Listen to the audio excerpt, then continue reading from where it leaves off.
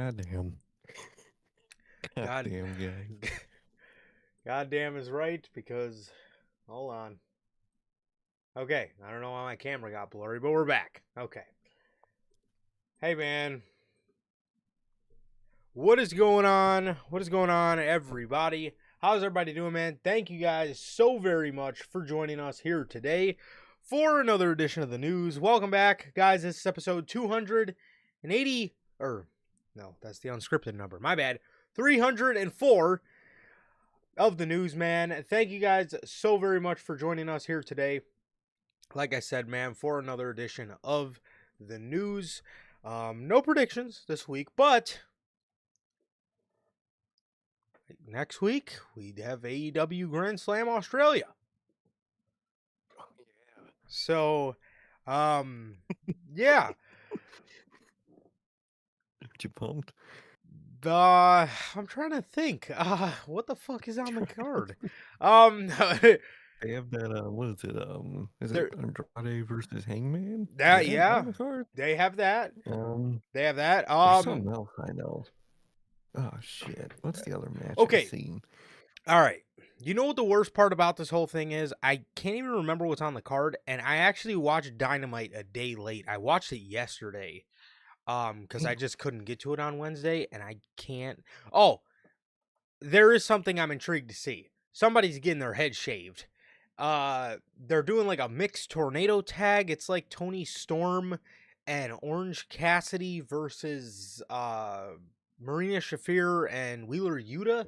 So I'm actually interested to see who's gonna go bald. I kind of am. I could see that. I would hate that because I kind of like the long hair look for him now. But I could also see Marina Shafir doing that. I don't know. Yeah, I can see it. I can see it. However, regardless, yes, how's everybody doing? Thank you guys here for joining us today for another edition of NHP, man. This, like I said, this is episode 304. If this is your first time watching, you guys do not know the show works every Tuesday. We are on here at 12 p.m. Central with NHP Unscripted, and every Friday we are on here at 3 p.m. Central with the news, man. If you guys did miss this past Tuesday's edition of Unscripted, that is available for you guys on all platforms. That is Spotify, Apple Podcasts, and if you want to see it first, join us right here live every Tuesday at 12 p.m. Central for Unscripted, man. Also, if you guys have not got a chance to get your hands on some of the official NHP merchandise, you guys can now find this live on the merch shop. That is bonfire.com. Links at the top of the description of this very video, man, where, like I said, you can find this beautiful piece of NHP merchandise live on there as we speak, man. And with that being said, if this is your first time watching and you guys do not know who we are here at Notorious Heels, I am Johnny, one half of the host of this very show. And as for the other half, we got my man Sir K here. Sir K, man, go ahead. Let everybody know what it is you are smiling about today. A lot of reasons to go the extra smile, and I'm here doing it because I'm here with you guys, man. Wow. Always fun on a Friday, Tuesday, whatever it may be, whatever Saturday pay-per-view it might be, and the occasional dreaded Sunday pay-per-view. I'm glad are actually very rare nowadays, but usually I'm here. Or I'm happy to be here, and I'm happy to be here today too, man. Just. Yeah, I was just thinking about fucking AEW, man. How does Logan, who doesn't even fucking care about AEW anymore, know more of the matches than we do? Terrible. The hell, man. Terrible. What the hell? But I'm doing good. Just been trying to get a move along, man. You guys know how it goes, man. But I've been good. Just chilling, waiting for all these shows, waiting for Mania season. Doesn't feel like we're in it for the most part, besides like one match, and then there's AEW. It's just all right. Wrestling, man, it's a tough spot right now. I'll tell you that. But I'm doing good, man. I'm doing good. Like Toronto always asks, how's life? How's the family? Life's good. Family's good. How is everybody doing in the live chat? How's they doing watching the replay? What about you, bro? How are you doing? I'm doing okay. I'm doing okay, man. Getting ready for uh Super Bowl weekend, so that should be It is Super interesting. Bowl weekend. That should be interesting. I do have some plans for that that I found out Mm, today, so that's exciting. But nice. hey, man, you know how it goes. We're going for the Seahawks. That's the only way to go. Okay, it's the only way. Exactly. It's the only way to go for Sunday, man. But no, other than that, man, yeah, just getting ready, I guess, for the Super Bowl weekend or whatever. Um, Apparently, J. Cole dropped his final album today. I haven't got a Wow. chance to listen to it yet. I haven't got a chance to listen to it yet, but um, some people are speculating it's his last album because he's been talking about this album for a while, I guess. Um, and apparently this is his last album. There are some people that don't believe he is done, but apparently, man, this could be his last album. So if that's the case, J. Cole. Now, I wasn't always the biggest J. Cole guy.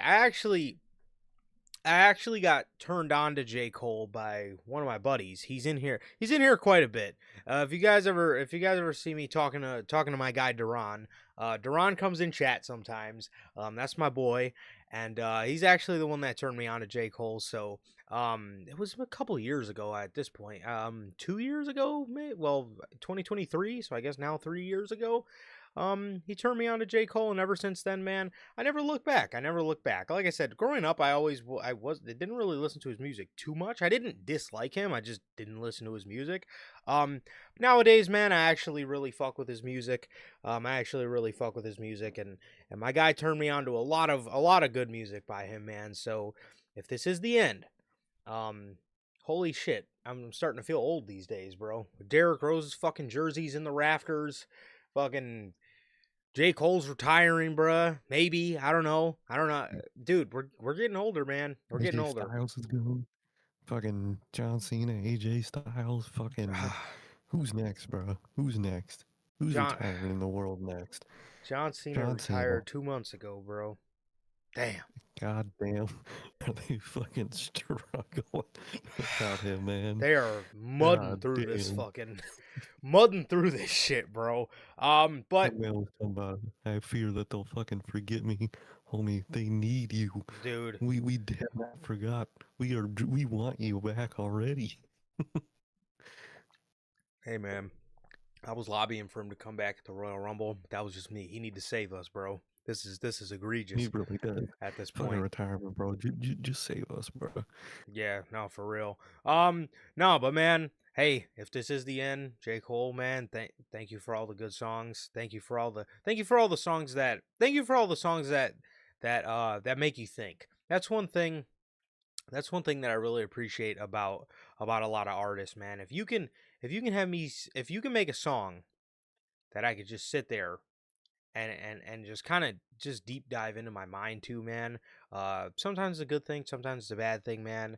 That I mean that's what you go for, right? That's what you go for. Exactly. You want to make people feel, man. You want to make people connect with the music you're putting out there, man. And he's a phenomenal artist. And I haven't listened to the album yet. It's I was gonna listen to it last night, but then I seen it was 140 minutes, and I was or an hour and God. 40 minutes. I mean 140. Yes, it's an hour and 40 minutes. So I was like, oh fuck, I'll just save this for when I have a little bit more time on my hands. But if it is the end, shout out to J. Cole, bro. Your music will live Sure. forever, for sure, Most definitely, man. Most definitely. I'm interested. I'll have to peep it. for sure. But yeah, like manager Logan says, go Hawks, fly Seahawks, You know, fly. Hawks. Okay, Exactly. Bet all your money on them. Every fucking dollar you have. well, uh, I don't, I don't know, I don't, I don't know about that. Yeah, and that's why I don't gamble. Yeah, that's probably why I don't gamble either. But uh, yeah, man. Hey, here's the thing, bro. We have quite a few AEW stories today. I can't believe it, Wow. but Look we at do. that. But we do, man. What the hell, man? Uh, I feel like that always happens during WrestleMania season for some reason. Once it picks up, fucking news just flips to a lot of AEW news for some reason. Hmm. Uh, I m- feel like that. I the feel like that happens a lot with the news. okay. To be fair, though, Mania, the way we do things, like other, it's probably busy WWE wise for like other, Or like like script. outputs and stuff, like other Mhm. people that report on wrestling because we call it out every year, bro. They report the same shit. So like us, Mhm. it's like with us, it's like maybe me and you run a repetitive story, twice, maybe three times if there's a small little add in of information to the story, but. Nine times out of 10 for Mania, it's the same. Like dead ass. The news we have for today about these WrestleMania title matches, I guarantee you there'll be motherfuckers in early April reporting the same stories that they've been reporting since January. Wrestling Oh yeah. media does that a lot. They do it a lot. So Especially. for us, they do Mhm. kind of dry thin. Because like I said, me and you will report another story. Again, we'll report the same story if there's tiny bits of add in of information, but a lot of people don't do that. They will dead ass report something and then they'll be like for example, the first story will come out. It'll be like Drew McIntyre is reportedly facing Cody Rhodes at Mania. There's a chance of Jacob Fatu, and then they'll report it again the next week as if we don't already know this, and people will be going crazy about it. I'm like, oh my god, they might add Fatu. Like, yeah, we knew that. Exactly. Or like every time they'll add a detail to a WrestleMania match, they'll fucking post a story. This is added to this WrestleMania match. Originally, it was gonna be just this every time, dude. And like then they'll just repeat, or they'll say big big additive to WrestleMania match, and it's just like whatever little stipulation they might add, but Yep. they treat it like it's a whole big new match being revealed. Um, yeah, fucking wrestle, wrestling media in the newscape gets so annoying during Mania season because they just scalp themselves with stories, dude. It does. It does, man. However, um, how are you guys doing? Forgot to mention that, bro. As Durante's asked, I'm good. Family's good. What about you, Durante, Logan, Bell, Gotti? I don't know where he is. I know he's going the extra smile somewhere. But Nort, I know my man Nort is somewhere in the house, bro. Um, yeah, man. How are you guys doing, man? Thank you guys for joining us, and my guys, part of the Replay Mafia, JC and JB. Thank you guys as always for joining us, man. We appreciate you guys being here. Manager Logan says Grand Slam is just a special collision. What? I did catch it on AEW Dynamite yesterday. It is the same thing from last year. It's gonna be filmed in Special Australia color. in the morning, and they did announce 8/7 Central for the start time. So the Oh. whole show is gonna be spoiled by the time it actually comes on television, man. I don't know. Um, Ooh. yeah, I don't know, man. It's ridiculous the way they do that. They sell themselves so short of a hot Australian crowd and a nice fun show. You know what I mean? Because I They mean, do. when you watch it, it's still a fun show, but it's fucking spoiled for you. You already got the shit spoiled for you 12 hours ago. So Yeah, it's like when you're watching the overseas SmackDown before the overseas pay-per-view. That SmackDown is pointless yes, because you fucking get it spoiled for you, but then it just comes on at 7 o'clock for no reason. Like, dude, USA, you're not playing shit. Just put it live. Tony Khan, you're not doing shit. Just put it live. Like, yeah. I don't get it. I don't get it, bro. It's annoying. The Babes of Wrath versus Bane and Ford. Did you catch their tag name? I I actually did. I'm excited to hear this. I gotta hear this. They gave them a tag name. Okay. It's Mega Bad.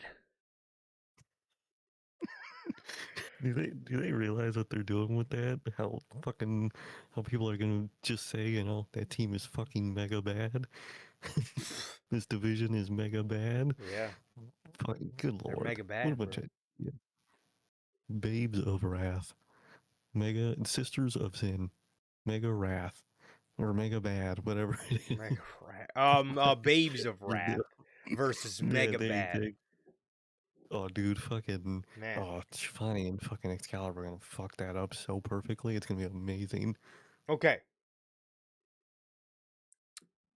There also was a blooper from Excalibur. I'm so excited to talk about on Tuesday, Oh, bro. oh Um, I no. haven't caught a good one of these in a minute.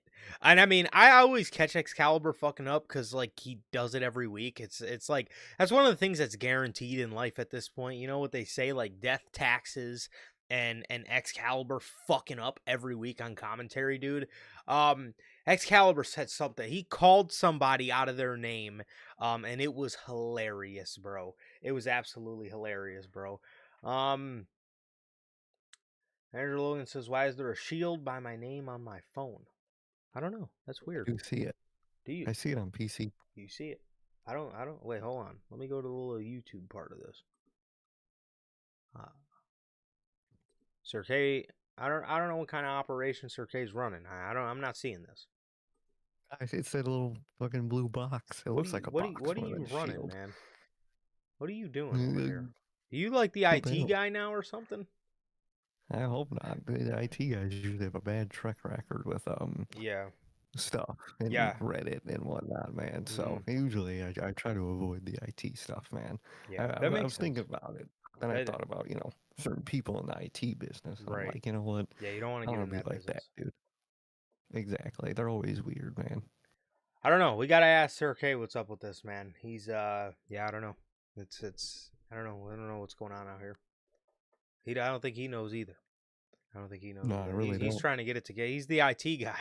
He can't even get his headphones to work. This Okay. is it's- Dude, I have to. Okay, you guys just saw me fucking struggling to fucking plug my headset in, dude. Well, my battery is low on this headset. Every 10 seconds, it does this little double beep noise that drives me insane. So I'll plug it in, but it's the old USB where you have to fucking like do the oh, you certain got to side get of it it. the right side. So Oh my god, I hate so that one. I just struggle with this shit. That's the only downside to this headset because finding a headset for me, I got a small ass head, bro.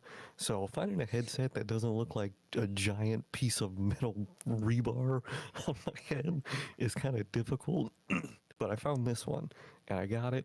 It eventually broke. I got the same pair again, but that's the only part I don't like about it is it uses the old USB. Guys, So we you'll we see me occasionally struggle. we need to get Sir K to bring back the the old headset, No, bro. I haven't. I You haven't. Next, you you know haven't. what? The I don't know if it works, but the next special we do, I'm gonna just bring it out just so y'all can see me wear it one more time. Because I Wow. think I still have it. I might still have it somewhere. Damn, Logan. His Oh, Pulse Elite headset snapped. oh my Oh, god. I heard those things suck though. Like I've heard like the mic on that thing is absolutely horrendous. Because when I was looking, you look up what headset's good, and every review I saw that thing said it was absolutely horrible. Wow. I remember my OG PlayStation Pulse, the one I had for the PS4. Um that one was really good, man. That one was really good, but Yeah, the man, old ones were good, but that eh, most recent one they said was horrible. wow. That's terrible, man. That's terrible. And those Snapped. things are not Oh, cheap. Those things are no, not it was like cheap, bro. 200 bucks, I think. Yeah, bro. Those things are not cheap. That's wild. That's wild, man. Well, regardless, we're gonna start you guys off with WWE, man. We're gonna start you guys off with WWE. Um, jeez, that's crazy, man. Man, I that couldn't imagine. sucks. I couldn't imagine, dude. Yeah, that I'd be really does so suck. angry. Snaps. Oh, I'd lose my mind. All right, man. Well, Let's see. Let's go over. Well, let's talk about WrestleMania, man. Let's start you guys off with this WrestleMania news, and then we will talk about AEW with you guys later on in the night, man, or in the show. But all right. So WrestleMania. What is going on with these world title matches, bro? What is going on with these world title matches? So, according to Uncle Dave, Roman Reigns versus CM Punk for the World Heavyweight Championship is currently scheduled for WrestleMania 42. This is what I'm talking about, dude. This is what we're talking about. This. Breaking news. This is scheduled for WrestleMania. Like yes, I watched Raw. I listened to him say that he chooses him, which means that is a Mania match. I'm actually shocked. Did they show the graphic for that match? Because I don't remember them doing that. They did not. Yeah. All they did was post a little like breaking news image with a picture of them from their promo on Monday. Shocked they didn't hit the graphic yet. Drew McIntyre. Yeah, for real. Drew McIntyre versus Cody Rhodes for the undisputed WWE Championship is another planned world title match at WrestleMania, although Jacob Fatu could be added to make it a three-way. So, this is... Okay. This is a repeat story. However, there is some news after this that correlates. And the reason I wanted to talk about this is because, from the looks of it, nobody else is planned for Roman and Punk. It looks like, you guys know who I'm talking about, it looks like that's just going to be a one-on-one match. Actually, speaking of the guy that I'm talking about, Seth freaking Rollins, did you see him reunite with Jon Moxley? Saw him talking to MJF, but I didn't see him reunite with Moxley, actually. That sounds cool. Yeah, I kept seeing an image of him. I kept seeing an image go around of him where he was standing with Jon Moxley, but I did see the video of him and MJF too. Pretty hilarious. They were talking about shit. They were bullshit on Punk. Were they really? That's fucking hilarious. I think that's what they were like joking about, is like their hatred for Punk or whatever. Wow. Well, fucking hilarious. Yeah, it is. It's like when the wannabe meets the what he thinks he is, you know what I mean? And MJF actually isn't the wannabe. Are you done? Probably not. If I get a chance, I'll shut out him again. Whatever chance I get. See, we'll continue. Let me see here, because I thought it's just some fake ass. All right, they dead ass might have AI'd me, bro. They might have AI'd me. They might have got you. They might have got me. Because I didn't see that at all. I saw him and I did see him and MJF. That's real, but I did not see nothing with Okay, I found the image, and that is 100% AI. Now that I'm zooming in on it, because I got a quick glance at it earlier. Yeah, that ain't Jon Moxley, bro. That is not okay. All right, they AI'd me. Never mind, they got the fuck out of me. I did see the MJF one though, because I quickly seen that like a couple minutes before we went live, and I was like, oh, that's cool. Kept scrolling, thought I'd mention it here, but now that I'm zooming in on the image, yeah, no, 100%. That's dead ass. Somebody just, never mind. They got my man's. They got the shit out of me, bro. I can't even hold you. All right, so overall, I can say, man, I'm glad that Roman and Punk is not getting the Seth Rollins factor. Also, I did hear CM Punk say on an interview, and I know exactly why they're doing this Roman and Punk match. Although I'm fucking with it. We definitely were right about the whole, like, one of the things Punk mentioned, he was like, well, why not do this match? I'm the biggest star in the industry. He's the biggest star we're both the two biggest stars in the industry. Typical TKO, like, okay, you know, and it worked for Roman and Punk. But what scares me is What happens when your two biggest stars don't really have anything to do with each other? Are you just going to throw them Hey, together to make a big mega match? It's almost like what Tony Khan did with Mercedes and Tony Storm. It's like they yeah, had and nothing to do it with didn't each work. other. It made more sense for Jamie Hayter at the time to win the Owen Cup, and it made more sense for her to face Tony Storm and then for Mercedes to face Athena, but they opted to just go for, you know, oh, they're the two biggest stars, let's just put them against each other. You know what I mean? I feel like that's going to be a constant thing that we can expect to see from TKO is like, you know, oh, no matter who it is, if they're the two biggest stars, let's just put them together. However, they did luck out because Roman and Punk do have history, and I am excited for the match. I'm very excited for the match, and like I was kind of talking about, man, on Tuesday, their promo did overall sell me on what they can do. As for Drew McIntyre versus Cody Rhodes for the undisputed championship with Jacob Fatu possibly being added, at this point, Please add him. at this po- at this point, there is no if, ands, or buts about it. Jacob Fatu needs to be added into that match.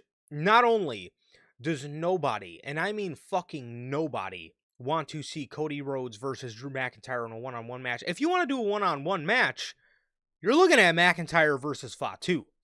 You are not looking at Drew McIntyre versus Cody Rhodes because that sounds fucking terrible. That actually sounds ridiculously terrible, man. If that is even a thought in anybody's brain, they need to be checked because that is a big no. That is a big no. Okay, that absolutely not. Um, but Jacob Fatu, he's a part of the story. He is the reason these guys are I guess kind of what the fuck was I saying? Oh, that's what I was saying. He's the reason the title changed place in the first place. He attacked Cody Rhodes, which led Drew McIntyre to roll out of the cage. He cost Cody Rhodes the championship, um un Inadvertently. yes, inadvertently. Unintentionally or whatever, but he needs to be added into that match, man. When I tell you, if I were to ask for a show of hands, who wants to see Drew McIntyre versus Cody Rhodes at WrestleMania? There would be absolutely nobody. I mean, maybe a couple like Cody Rhodes super glazers, but like, dude, nobody Like, wants to nobody wants to see that match in a one-on-one capacity. No, which I'll say, I'll take what I can get. At this point, I'm cool with the triple threat. I'll take it. As long as it gets Fatu in the match, I'm okay with that. I love seeing Jacob Fatu in those type of situations, man. But dude, in a one-on-one scenario, you have to add Jacob Fatu, which I think they will. I'm confident they will. at this point, I feel like they will, to be honest, and I do like that idea. Cody, man, he really just needs a break from the world title scene. Is really what he needs. Um, but they're not going to do it. He's the new John Cena to Triple H and whatnot. So he's going to stay in the Ugh. title scene, and he's gonna be all happy and whatnot. You know Cody, man. But I think for SmackDown and the in the undisputed title, the best course of action is to put Fatu in there. I mean, like you said, he literally is the reason the title change happened in the first place, and it just makes the most sense to add him in there. And I actually really do think at this point they are gonna add him in there. And there's still the Drew and Cody element, which is a big bowl of lame, but Fatu really helps that, and hopefully they could really do something with that, man. And I would actually really, the dream of me as Fatu walking out, which there is Samoan mind control, so maybe it's not as unlikely as I might think, man. So maybe WrestleMania Samoan mind control pays off, and we get two Samoan world champions out at the same time. I know they would actually really like to rub that in and what all that. Um, and like Wib in the comments says, Fatu versus Drew alone, I would probably rather just I take, but agree. they're not going to take Cody out. That you know how they are. Yes. That's Triple H's favorite thing in the world is Cody Rhodes. Probably has Cody pajamas, going to bed and shit. So he's definitely going to be in that match. So hopefully they add Fatu, and I think they will. And I think hopefully, I can't believe I'm saying this. I hope Samoan Mind Control takes over WrestleMania this year, man. Because speaking of Samoan Mind Control, you have the other match at like you said, also WWE and TKO specifically loves the big name versus big names, and they're lucky it pays off with Punk and Roman, people who have history and actually still in their current versions have chemistry together, and it's not overplayed like Schmuck Rollins in there in that equation would be. So overall, I actually really love this match. They sold me, like you said too. They sold me on Monday. I really like what they're going. And as long as they don't add any third party, they don't add Seth, they don't do this or this weird thing. I like the energy those two had on Monday. Hope it's just two, and I hope they keep it. And it seems like they are because, thankfully, if Seth is ready for Mania, he looks like he might have a different match. Which, I mean, that's still going to be a bunch of Vision bullshit. But as long as the Vision bullshit isn't in the world title, I'll be okay with it. I'll be okay with it. But overall, so far, I'm looking pretty okay and pretty cool with these WrestleMania main events. 100%, man. 100%. Yeah. Like I said, man, if for that WWE championship, if you are looking at a one-on-one scenario, no questions asked, it needs to be Jacob Fatu because um Cody and Drew, not again, I've said it before, man. The WrestlePalooza main event was terrible. Cody Mm-mm. and Drew in the ring one on one, they just don't do it for like they just don't.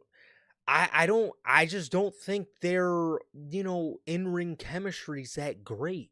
To be honest, I don't. Again, every time they get in the ring, I'm kind of just a little I'm kind of a little just underwhelmed with it at this point. Again, we've seen them face each other multiple times, and every time it's just not really that great.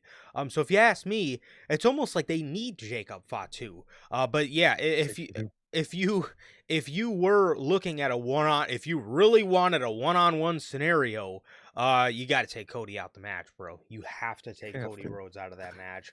Um yeah, and then again, like Logan says, it happens way too much. We've seen it so many times, and like I said, every time I'm just not impressed with what they can do together. Um, No, I'm really not. Wib says that Cody needs a different opponent. Cody does not need a belt to draw attention. Randy Orton too. Some guys can draw without a championship, and that's the thing with Cody Rhodes too. Exactly. That's the thing Doesn't with need it. he doesn't, dude. And it's like we've seen the story that they've slightly told with Cody Rhodes, throughout the better part of like when did that start? Maybe like late 2024. He's got the whole story where he kind of cheats to win. He kind of does bad guy stuff, but he's a good guy. You know, um it's a story they've told with Cody Rhodes. It's like, and then too, since he's lost the championship, you do kind of start to see him take jabs at people a little bit more, and he's not really as Boy Scout as he used to be. Now, I'm not saying that the Boy Scout in Cody Rhodes is fully gone, but at the end of the day, he's a little different, and you can build off that. He does not need to constantly be in a world championship situation, bro. This is the third year in a row. This is the third year in a row where he's been involved with the WWE Championship at WrestleMania. There's obviously going to be a little fatigue there, man. People are going to get tired of seeing this dude. We've seen this shit ever since Mania 39. And we're going on WrestleMania 42, and he's going to be in the world title match again. It's like just take him out because he has so much he could do. He don't need the title. Orton don't need the title either. You could finally do that match. You want to make it different because at the end of the day, the generic Randy turns on Cody. It's too late to do that. That story with those two is dead at this point. He waited too long. It would mean nothing at this point with the way the Cody character can go. I wouldn't have Cody turn on him, but I would have Cody kind of like instigate and not trust him and tell Andy he doesn't trust him and kind of be an asshole to him even without trying to be an asshole. And you create a story through that, and that would be something for Cody to do for Mania. That's not title scene. 100%. 100%, man. Um, Wib, although I would love to see Cody Rhodes get I would squashed, love to see that. I don't. I I think I'm okay with Cody and Brock. I think I've seen I enough think when Cody Rhodes had a broken arm, yet stayed in a fucking Kimura lock by Brock Lesnar for about 4 minutes. Where was that at? That was that Clash what of was that? was it I Clash of can't. Champions? It was called. It was the Saudi show. Oh yeah, Clash of Champions. I think that was it. And my Oh God, if I'm seeing Cody get squashed at this point, let Oba get his rematch and just fucking murder him at WrestleMania if you want to squash. God. I'll take that for a fucking squash. Man. Ugh. Well, also speaking on the whole WrestleMania um, world title circle, according to Uncle Dave, Braun Breaker was at one point planned to win the Royal Rumble. When the plan was for Mania, yes, he was planned to win the Royal Rumble when the plan for WrestleMania was Cody versus Roman and Braun versus Punk. Plans for Mania then changed to Cody versus Drew and CM Punk versus Roman instead of running Rhodes versus Reigns for a third year, meaning McIntyre essentially replaced Braun Breaker in the WrestleMania main event picture. So his Rumble win was scrapped. Oh, it does suck for, Braun and them not using a younger guy like Braun like they should. But I think overall, with the overall picture of Mania, this is a better picture for Mania. And that's not even because, Braun and Punk would have been nothing or whatever. It's really the vision that killed all that shit for Braun. And genuinely, that the idea of Roman and Cody again sounds so abysmal. I'll take any replacement. So Drew, I really gotta hug that man for the WrestleMania changes because thanks to him, basically, we got a whole much of a better WrestleMania.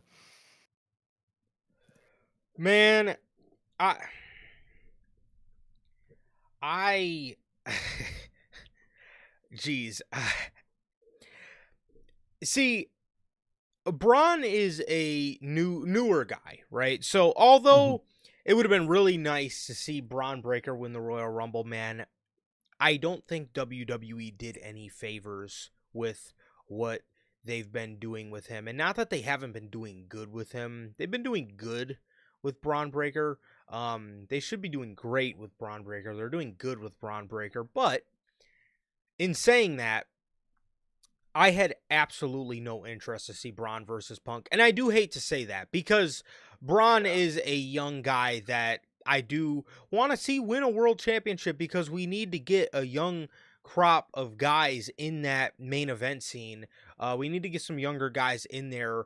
Um, Again, unfortunately, the one bad thing about, this WrestleMania and all the title pictures behind it, unless Fatu is in the world title match, um, you know, up until this point, we really got no young names in there. We have no young names in there, man. Mm, We have just the same old guys: Cody, Drew, Roman, Punk. Right. So those are guys that have all been in the main event scene for a while. Right. They've been in the main event scene for a while, and um again, have kind of just, they're safe, reliable options. They're cookie jar options for Triple H.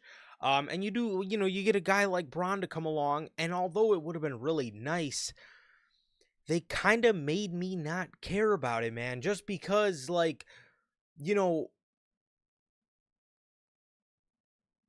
they they've kept Braun and Punk in the same circle. How many times have we seen Braun versus Punk? How many times have we seen tag match with Braun on one side, Punk on the other? we've seen the shit so many times. It's like I have no interest to see going into WrestleMania Punk still feuding with the Vision. I don't. I No, I have don't. I have no desire. I have no desire to see it, man. Um I don't know. It's just something for me that, and again, I hate saying it because Braun is a young guy, and that's what we ask for all the time. I say it at nauseum. They need to get a younger. They need to get younger guys in this whole main event scene. Guys like Braun, guys like Fatu, guys like Obafemi, guys like Javon Evans. They need to get these guys in there. Um, but WWE made me not want it, and it's because they fucking overdo it. They overdo it. They kept these guys in the same circle for a year, and now we're coming up on Mania. How could you expect? How could you not expect fan fatigue? I mean, again, who wants to watch the shit again? Especially when they feuded all year. Punk's almost beat him every time. It's damn near almost downright predictable. I mean, you could probably bet the house that, when it all comes ahead to WrestleMania, I guarantee you Braun's gonna get the win. And again, it's predictable, man. It's predictable, but that's what WWE does, man. They like to give you something ad nauseum, never give it to you, and then when they finally give it to you and you're kind of fatigued about it, they're like, "Oh, you asked for this, now you don't want it." Exactly. It's like, no, I asked for it at WrestleMania. I got it all year, and it's still happening. It finally ends at WrestleMania. That's what they give us, man. And that's really what they did with Punk and the Vision or all that. And that's another reason I'm very excited for this Punk and Roman match, because I'm excited to see Punk away from Vision stuff, and Yes. I'm excited to see Roman away from Cody and Bloodline stuff. Dude, those are like so many people, especially in the main event scene, are always so wrapped up in the same shit. It's so refreshing. And Roman, he is like the biggest one at this point for me, where I want him to not face his family at all at this point. I don't want him to face Cody. I don't want him to face his family at all. I mean, he will next year when it's Rock, but it'll be Rock, so it'll be at least a little more fucking doable. But Mm. it's just, it's so refreshing for Punk and Roman to not face the same thing they always fucking face. And yeah, these two faced each other before, but from what we've seen, Monday obviously, they still have a subject matter to address, and their characters still don't like each other and all this stuff, and there's history that wasn't brought up before. It's finally being brought up now, and it's fucking refreshing, dude. And Braun, he was refreshing, and then they just did the repetitive big faction stuff, and Braun was the main person in that big faction. And at this point, if Wib asks what does Braun got to do to crack that main event, ditch the Vision, break out the Vision, tell Heyman he ain't doing nothing for him. Tell the group, everybody but Bronson, because I would like those two to stay allies, even if they're not doing stuff together, just stay allies. And just break up the Vision at this point. It sounds generic and just, oh, you just want to break up the group. The group just means nothing. What future does Logan Paul have in the Vision? In what future does fucking Austin Theory even have at that group? And he just joined it. It it's just a dud, dude. I'm sorry. And even too, one thing that really would have helped WWE, I felt, is imagine this whole Saturday night's main event thing, but the whole Saturday night's main event, the vacant world title thing, but with Roman instead. Imagine how much Yeah. fresher even that would have been. You know what I mean? Because like, if you still wanted Braun to win the Royal Rumble and get him in there, he could have faced Roman Reigns, and yes, Roman would have still been around the Vision. But bro, remember at a time they kept putting Braun, they kept putting Bronson versus Roman to the point where it almost seemed like they were saving Roman and Braun for WrestleMania. So even, and then two, Roman winning the world title at Saturday night's main event would have also made sense, because building up to that, him and Jey Uso had the whole story of like Jey Uso was trying to be mini Roman. So doing the finals of Jey versus Roman, you know what I mean? Although the match probably would have been terrible, it would have made sense to the story of like, Jey Uso continuing to get pissed off at Roman Reigns and continuing to get pissed off at his family and kind of teasing the little heel turn. Um even that would have been more refreshing. But for me at least, it was the fact that it was CM Punk, because Braun Breaker and CM Punk were around each other all year. And yes, Roman and Braun were too. But it was mainly Bronson that was the one feuding with Roman. And it's, again, it just seemed like they were saving Roman and Braun. And then they weren't. So yeah, Punk versus Breaker, I wasn't excited for that at all. And again, I do hate saying that because like I Yeah. said, man, I did want to see Braun in that main event scene, but I wasn't excited for it at all. To me, it sucked. To me, I thought it sucked because, again, like I said, all we would have watched on Monday Night Raw all the way up until fucking April is Vision beatdown to end the show, and then one week, oh, Punk gets the That equalizer, a was. steel chair, Mhm. and the Vision retreat, and all this. It's just it sucked. Okay, it just sucked, man. But I will say the direction we're going in now, should they add Jacob Fatu to Cody and Drew, is a hell of a lot better than what I originally anticipated, man. Because even when Roman won the Rumble, I was very scared. I was very scared because Triple They were gonna H, run Cody. because Triple H, that idiot, was sitting there like, oh, the next time when Roman has his decision is the next time we'll see him. And I'm thinking to myself, oh, we're not going to see him, until, Drew McIntyre versus Cody Rhodes is confirmed for the Royal Rumble, and then, or for WrestleMania. And then Roman's going to come out and add himself in, and it's a triple threat, or he's going to, Cody's going to find a way to win it back. And then Roman's going to come out and face off with him. But no, they cut right to the chase. They announced the Punk match. And again, like you said, man, it is refreshing. We get Punk away from the Vision. We get Punk away from Seth Rollins.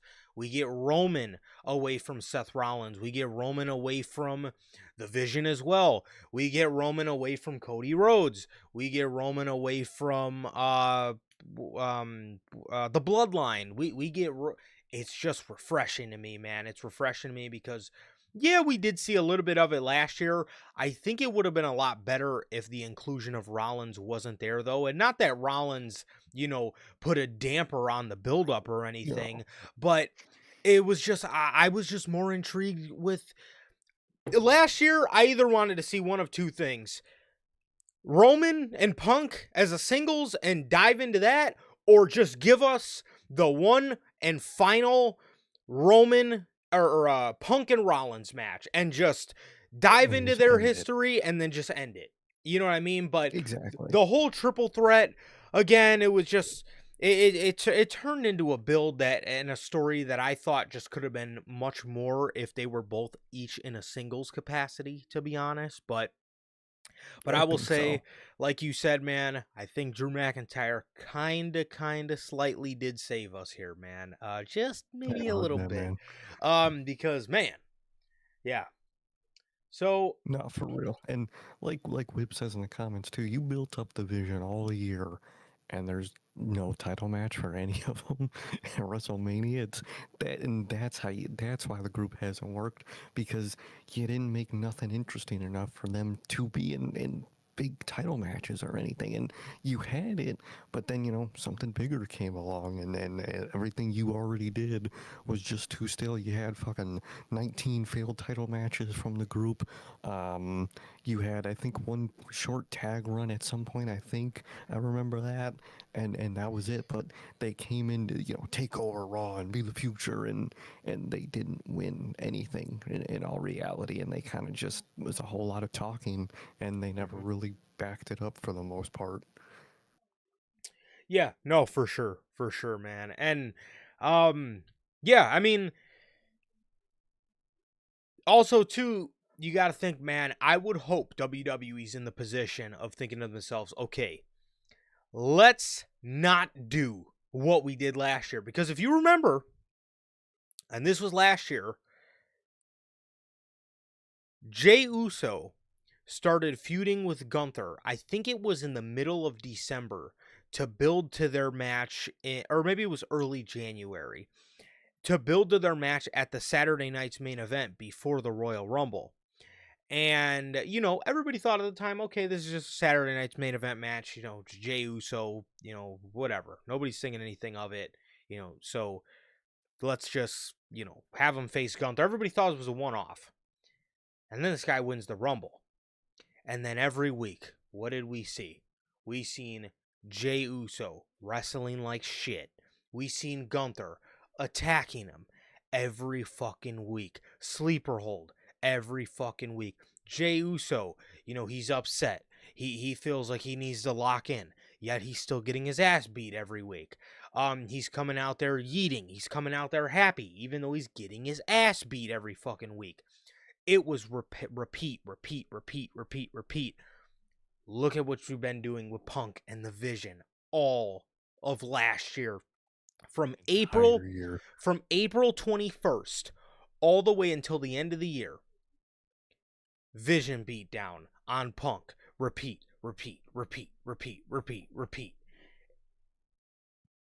They were going to have to hold that on for another 3 months, which literally would have made a full calendar year of...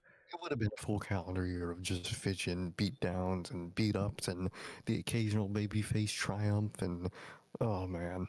So yes, they definitely did feed us the Vision, and they did feed us like, hey, Braun Breaker is going to be the guy. But at the end of the day, I am glad they realized, and nothing against Braun, but I'm glad they did realize, like, hey, maybe this isn't the best idea to try to carry this shit on for another 3 months.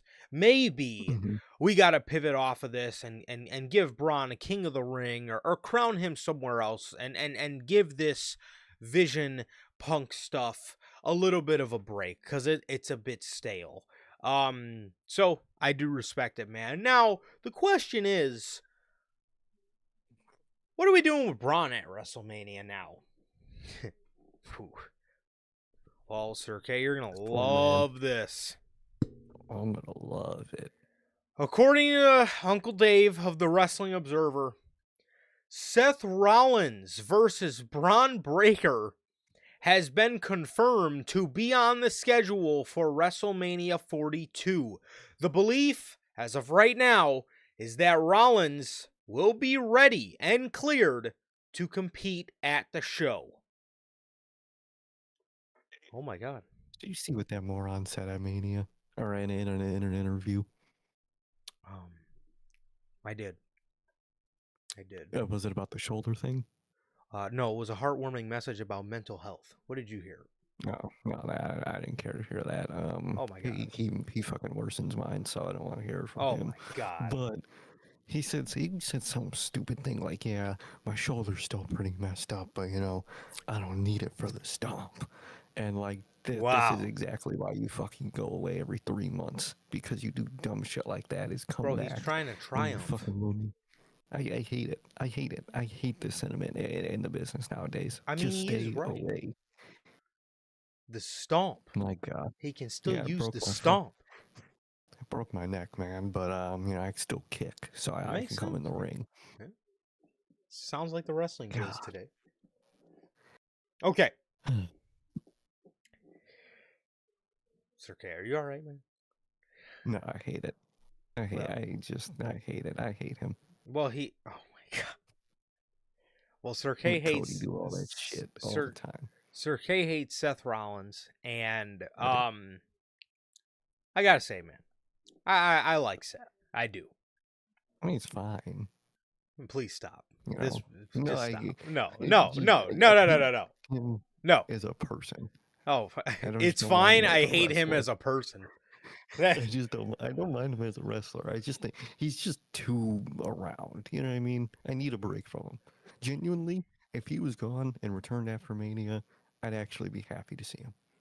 But he's probably not going to be. Well, he's the Shawn Michaels of our generation. No, the Shawn Michaels just retired at the Royal Rumble. Well, now he's Shawn Michaels because AJ's gone. No, they got like a bunch of people. They got Javon. They got fucking. Javon? They got a million others. They got everybody. Javon's not Shawn Michaels, bro. Seth Rollins is, he can have a good match with anybody, bro. He's the man. You can't.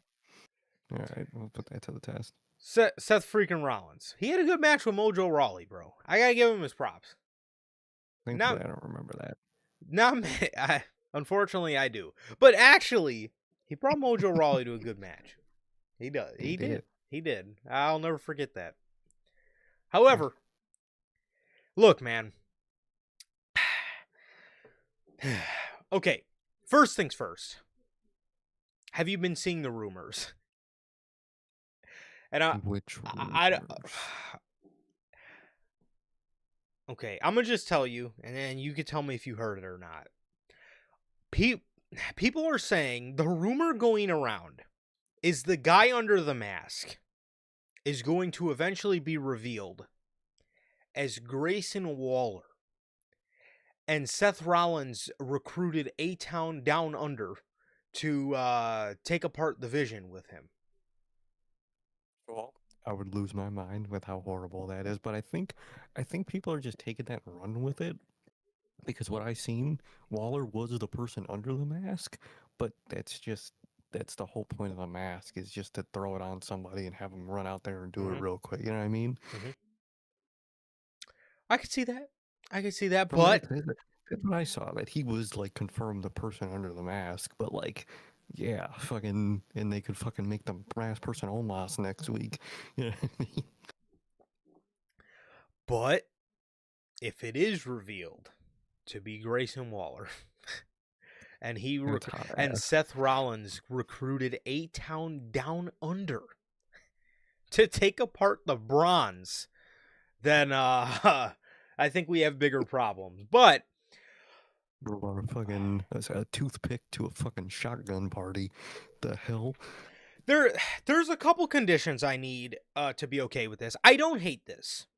I don't hate this. I know you do, but I don't hate this, and I'll give my reasons why. So Rollins, I'm excited. He's coming back to not be involved with the world title. I'm excited for that. I Yeah. am. That's a good thing. That is a good thing. And two, for him to come back and face Braun, I think gives Braun a marquee match, because if Rollins does not come back, I can almost guarantee you Braun Breaker is going to be in the most random Multi-vision. clusterfuck of a WrestleMania match you could possibly ask for. At least the Rollins match is something that has story and is something that is, something of intrigue. Obviously due to the history that they have. Mm-hmm. The other condition, B. I swear, if Rollins comes back dressed in his fucking fashionable wear and, with that stupid theme song, which I hate. It's a good song, overplayed. Okay, Yeah, exactly. we need Rollins to come back. I personally, I would love for him to come back to that redesign, rebuild, reclaim by Downstate. But yeah, I also would understand, if time has passed on that. We need to see heavy metal, grunge, Seth Rollins back in the fold. I want to see burn it down type looking Seth Rollins come back. I want to see Rollins be more of himself. I don't want to see him trying to dress up in, again, these fashionable attires, coming out there skipping and dancing. I don't want that. I'm so over that Seth Rollins. It's not even funny. That's the other condition I need for Seth. It just, please, man. I do not, under any circumstances, want Seth Rollins back in the Rollins that we seen him leave as. I need to see 2017, 2016 Seth Rollins out here again, man. That is the Rollins I need. That's the Rollins I miss. I'm kind of just over this. Give him a new theme song, and Def Rebel, please don't make it too bad. But that's what I want, man. Those are the two things I need, man. Again, I don't hate it, and I just need Seth Rollins to come back as a different Seth Rollins. I can't with this current version of Seth that we just got done seeing. No, 100%, and I actually agree because I actually do really like that old burn it down Seth. Like, it's so funny to me, and I say it every time, but like Seth Rollins, anytime I hear about the him talking about his real life shit and whatnot, I can't stand him. But in as a wrestler, I like him so much better as a babyface, man. And it's so funny that like he's such an unlikable guy to me in real life, but on TV, he plays such a horrible, unlikable guy. If that makes sense, because he to me he tries too hard as heel. He really does. But like that fiery baby face or just fiery, just burn it down, serious, emo, whatever you want to call it, Seth. That's the type of Seth I like, dude, and that's what I actually really would want to see, and I'd be down to see that shit. Like you said, they overplay that theme song too much. Again, it's catchy. The fan reaction is cool and whatnot, but it's just overdone to hell. I mean, there's dead ass probably like 20 Raws that shit open to, and my God, is it mine now? Every time I would turn on Raw and I would hear that song, my mind would just go numb because I'd be like, oh God, it's just this again. But him coming back, fired up, angry, wanting to essentially burn down what he created in the vision. That's the kind of Seth I want to see. I want to see a fired up Seth, angry, and determined to burn down what he made, man. And that's my fear about these fan theories of like. I've seen a lot of people, have fan theories that like Heyman is still, in with Seth because he didn't really want to turn on him in the first place.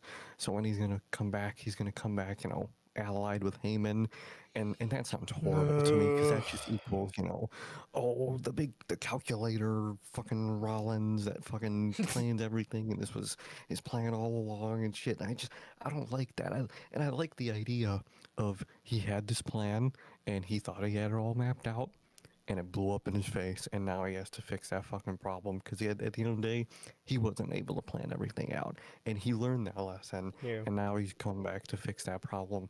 That's the Rollins I want to see. I want to see that fired up Rollins, and that Rollins, I'll actually be down with, and I'll really like to see actually. That's what I want to see, and I really hope we get that. But if I'm being honest, I really don't think we will. It does seem really likely that he's going to be either allied up with Heyman or just come back as the same, planning the future, and I have a plan, and I planted the seeds with Austin Theory and whatnot, and this shit just scares me, dude. Yeah, I completely agree. Like you said, man, I am more interested at this juncture of seeing like again, like you said, emo Seth Rollins. Yeah, this whole he's like a super visionary. He planned everything. He's like the most calculated guy in the business is just it's lame to me, man. It's very lame to me. And again, the route you can go with it, they suck. You know what I mean? Oh, he formed a group to take out the vision. Okay, now what does that equal? That equals more Monday Night Raws. Where what we have like a Vision Civil War now. It's Vision beatdowns every fucking week. It's Logan Paul and the Bronze versus Seth and A Town Down Under.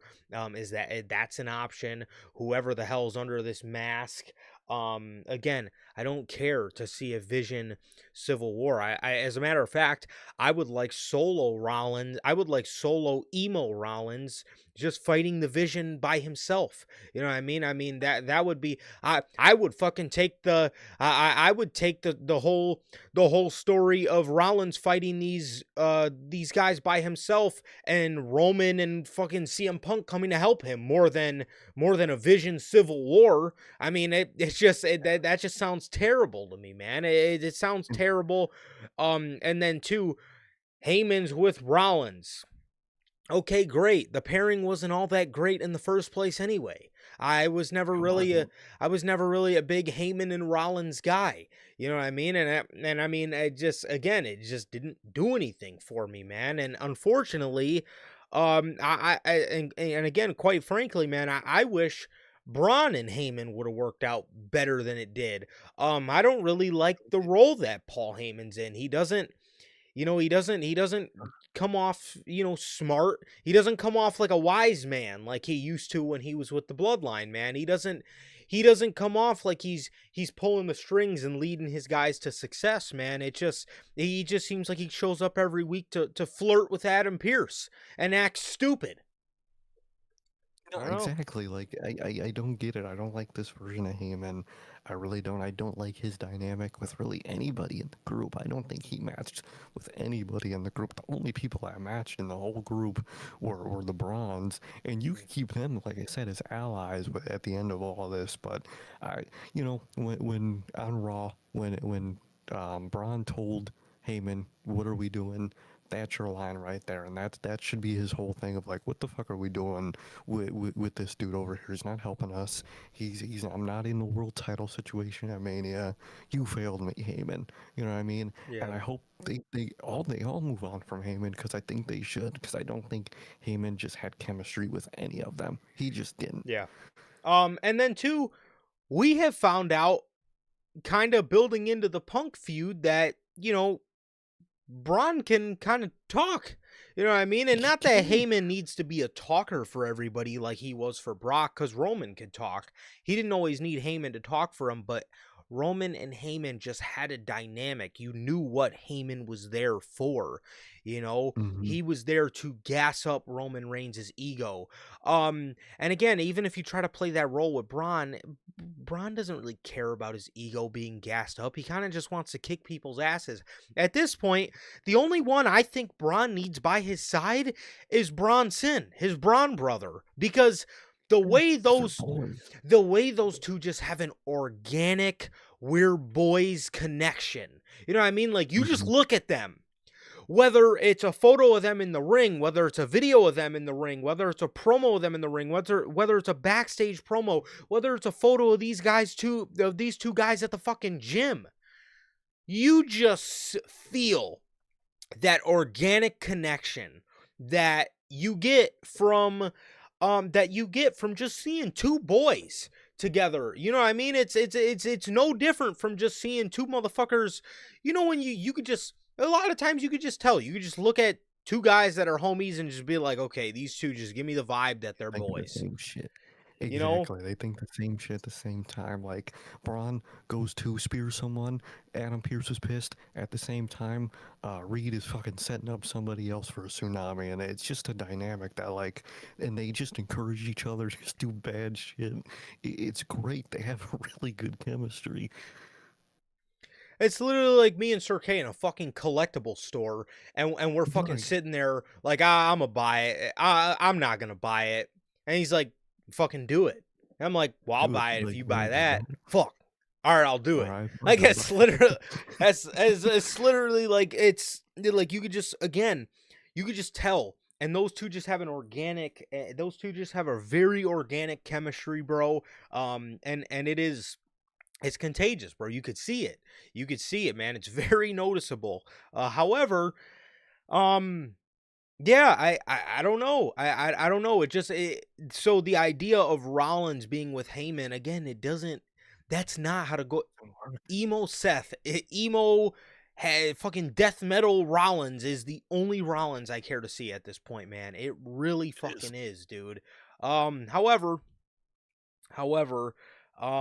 yeah, that that's the news on the Breaker and the Breaker and Rollins Mania match. Again, one thing for me is the best outcome you can get out of this is you do Rollins Breaker at Mania. Mhm. You can build Rollins getting his ass beat trying to fight these guys by himself. Somehow he ends up beating Breaker at Mania. Yes, I would have Braun lose to Seth Rollins at WrestleMania. And the next night on Monday Night Raw, I would have him and Bronson Reed destroy these motherfuckers and leave them. Destroy Logan Paul, destroy Austin Theory, and just be on their own. And that's what I would do. Um, That's what I would do personally. I think that's maybe the best outcome you can go out of this whole thing. Just because I don't know. I think it was a dud. I think it was a dud, It man. wasn't And done. as for what you do with Rollins after that, not really too sure. I mean, you can have Rollins feud with them. I don't mean to sound like Road Dogg, but you Could. can have Rollins feud with them, or you can have Rollins lose and just continue the feud past Mania. Maybe get it to SummerSlam and then do the Braun Breaker, losing to Seth and then turning on the Vision after that. Maybe that would be a better outcome just for the longevity of the story, but it just needs to be emo Seth Rollins, bro.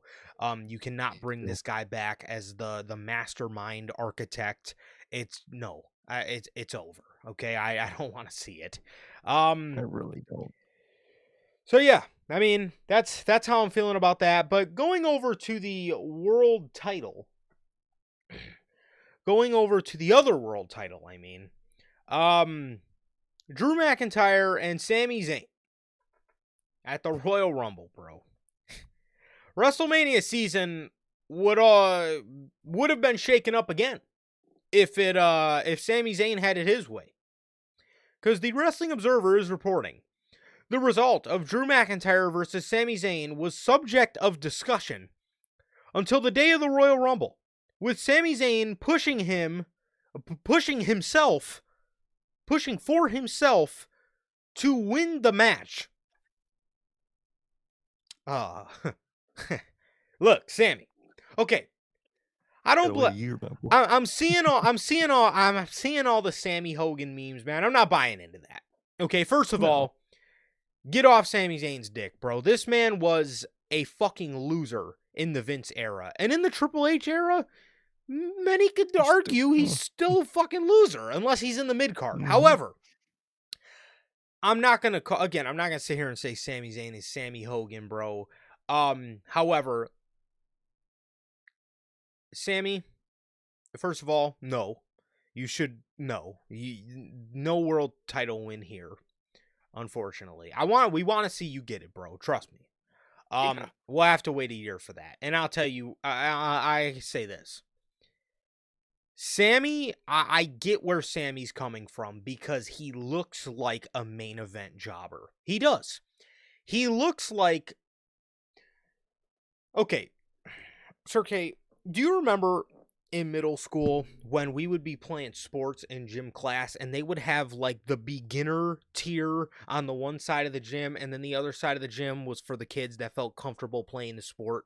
You know what I mean? Like on the one side, it would be, it would be our group it would be our friend group, and then on the other side, it was a bunch of fucking nerds who never picked up a basketball in their life. Remember that?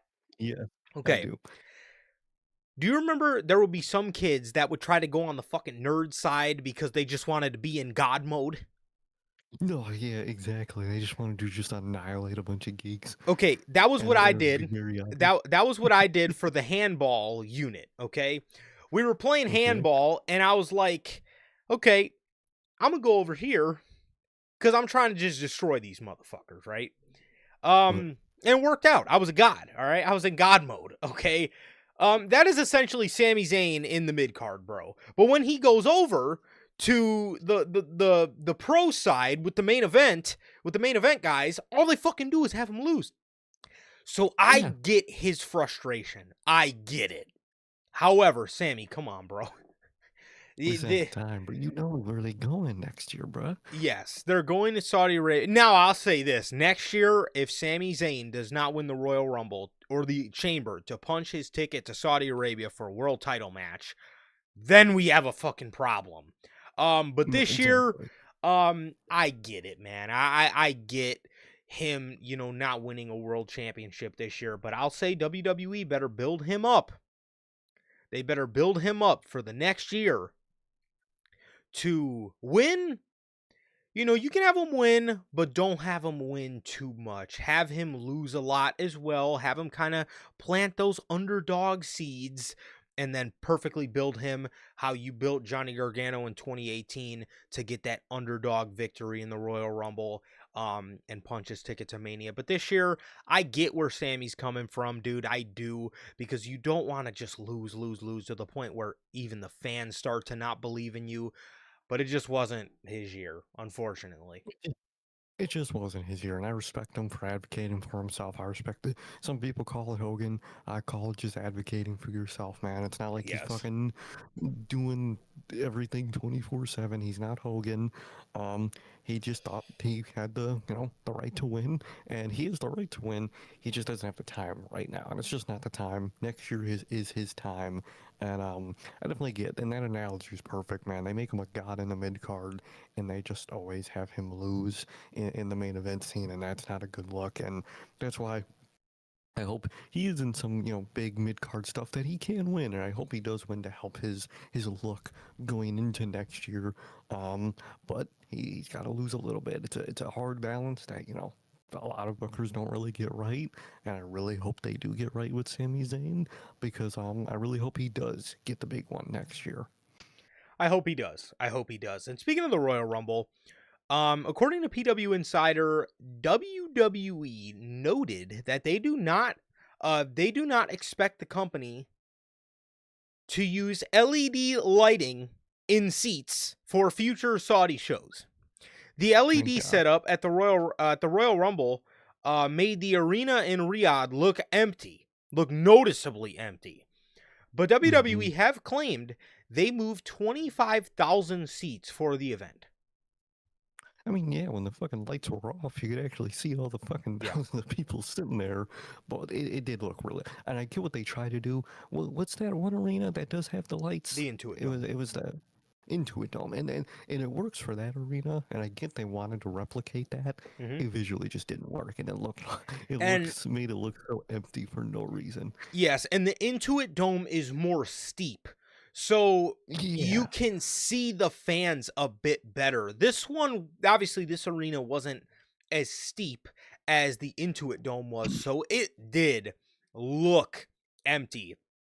Regardless on how it was, it did look, it did look noticeably empty. It did. But we know it wasn't, but visually it definitely was not a good look. And again, like you said, I get what they tried to do, but again, it works for the Intuit Dome because the Intuit Dome is it's a very steep arena with what they did there. It's in the Intuit Dome, like I said, it's a very steep arena. But here, this kind of, it was really, it was a normal incline for like seats in an arena. um and it did come at the cost of, again, making the arena to the fans at home look very empty. So it did. It did. I like the change to make it more of a normal looking arena for the next one. yes. Speaking of Saudi shows, man, PW Insider is reporting there are two more WWE pay-per-views scheduled to take place in Saudi Arabia this year. There will be a total of 3 premium live events in Saudi Arabia in 2026. Well, I'm assuming, my guess is they're going to do King and Queen of the Ring, or Night of Champions, whatever they call it, at the end of May, like they normally do. And then probably their Crown Jewel show in the beginning of November, like they also normally do. I Well, would think those are the two most likely. yeah. Last year they did Crown Jewel in October, but Crown Jewel also wasn't in Saudi Arabia last year. So, I could see whether it's in the beginning of November or not. I'm assuming it's going to be Night of Champions and Crown Jewel again. Most definitely, those are the two most likely. And overall, I think those are the two we're gonna get from 2026. Yeah. I could very well see that. So when they'll be, I have no idea, but I'm assuming it's just gonna kind of be, as regularly scheduled. So yeah, that is that. And as like I said, we did hear about this a while ago, so it is as expected, but it seems like it is still the plan. Mm-hmm. Um I guess speaking more world title situations, according to WrestleVotes, CM Punk versus Finn Balor for the World Heavyweight Championship has been proposed backstage within WWE for Elimination Chamber in Chicago. Way. I would have never Really? guessed, man. No, not CM Punk going out of his way in his main event promo with Roman Reigns to call out Finn Balor, even though they already had a match together. By all logic, you would think, you know, it looks like they're gonna do another match, man. But thank you for reporting that. I wouldn't have guessed. Look, man, they brought up so much during the first match. Oh, you always get shots in Chicago. I've seen you use home field advantage, to your advantage. So I'm gonna use it in mine. As soon as they did that, I was like, okay. And then Finn Balor turned heel or turned back heel, I guess. Not that he was like turned In a babyface, but way, like, they did the hug thing. It seemed like him and Punk left on good terms. Then he attacked him again next week, and I was like, oh, okay. I see where they're going with this. Because I remembered, obviously, that they mentioned, that Finn, this was a home game for him. Now Punk's going to get to have his home game in Chicago. It's going to be Punk versus Balor for the World Heavyweight Championship in Chicago, Illinois. And obviously that's going to be the match. I said that very early on, and obviously it ended up coming to fruition, man. But according to WrestleVotes, it's only been proposed, as if we can't watch the show and kind of see that's where they're going, but it's just been proposed. man. It seems, possibly Liv Morgan might also face Stephanie Vacker, possibly, No way. because she did hold up that title, man. You never know, though, but you never know. Oh, But yeah, okay. very obvious chamber match here, and I'm excited for it. I'm excited for what it looks like, and I'm excited Finn is finally just in the main event scene in general, man. Obviously, he's losing, but he's not losing because, Damian Priest is screwing him over or this or that. He's just losing to Punk, and I'm cool with it. I'm actually really cool with this. Yes, hopefully this continues to, bring him towards more steps of turning babyface. What Triple H will actually do, though, is probably make Finn Balor more bitter, and he's going to have a reason to be heel Yeah, and kick somebody out of the Judgment Day that doesn't need to be kicked out. Wow. exactly. Roman. Not Roman. Triple H is such a bitter fuck that a lot of his characters that he writes have to be bitter fucks too. That makes sense. You know, it That makes does a make a lot of lot of sense. sense. He said, "I'm a bitter asshole, so I'm Yeah. gonna make you a bitter asshole, Bitter fuck. bitter fuck." So, we got my guy Gotti in the chat, bro. Mr. Walk him down and cut these shiz off is here. How Gotti's you doing, sad bro? today. He says he's thinking about how one day Roman is going to retire. Wow. As much as I love Roman, respectfully, it's not going to be much of a difference right now because bro ain't around anyway. You know what I mean? It's not going to be a whole lot of a difference, man. But when he completely retires, it is going to be sad, and they are going to lose their absolute top star. But Yeah. hey, man, they'll have Cody still probably. I was going to say, Roman is just, he's QB two. You know what I mean? We do have Keep QB two. one. Good man. Gotti, And how do you feel about that? I hate that QB fucking tight. It's I the hate it, quarterback. but it really is so perfect for him because he's such a fucking football quarterback, Chad. Yes. But Yes, he he is. really does believe he is QB1, man. When it's Roman, bro. I'm sorry. So what would that make Roman's Rollins? Would that make Rollins like QB four? I don't know. All I know is on the bench. And that's all I care about. Well, yeah, QB He's one of those four, bench players. I think QB. he's a bro got signed to a big team, but he's on the bench. But the fact that he was signed to a big team is he is the Seahawks. You know what I mean? He might be on the bench, but he's the Seahawks. You know how Seth goes. Oh, he's the team. He is the team. You know what I mean? He's the He re. built the whole team. Oh, he is. Okay. You know what? He Mhm. didn't get signed. Seth, from the way he talks about WWE, he's always been signed to the Seahawks for like the past 10 years. So the team is his, by all logic, because, he didn't go to a different team or nothing. And he's Mm, been on the bench the whole time, but that he's makes been signed sense. to the team the whole time. So the team belongs to him. That makes sense, man. Homegrown guy, soldier for the team. Okay, makes sense. Thank you, Gotti. I hate OTC 1 too. I wish it was just OTC still. Uh, I think OTC 1 would make It's sense fine. if there was if they were still doing like the tribal chief. You could tell they only made that name because they planned Or on doing QB1. Cody versus Yep. Roman 3. OTC 1 versus QB1. Yeah. Exactly. So They planned for that match, but I don't. QB1 versus QB2. They could have called it. QB. Roman's QB2, man. There's only That one. one, man. There's only one quarterback one, and Cody is the quarterback or the captain. Captain. Yeah, He's somehow the team captain and the quarterback at the same time. that makes sense. He's the Typically, they coach, are. the captain. Yeah.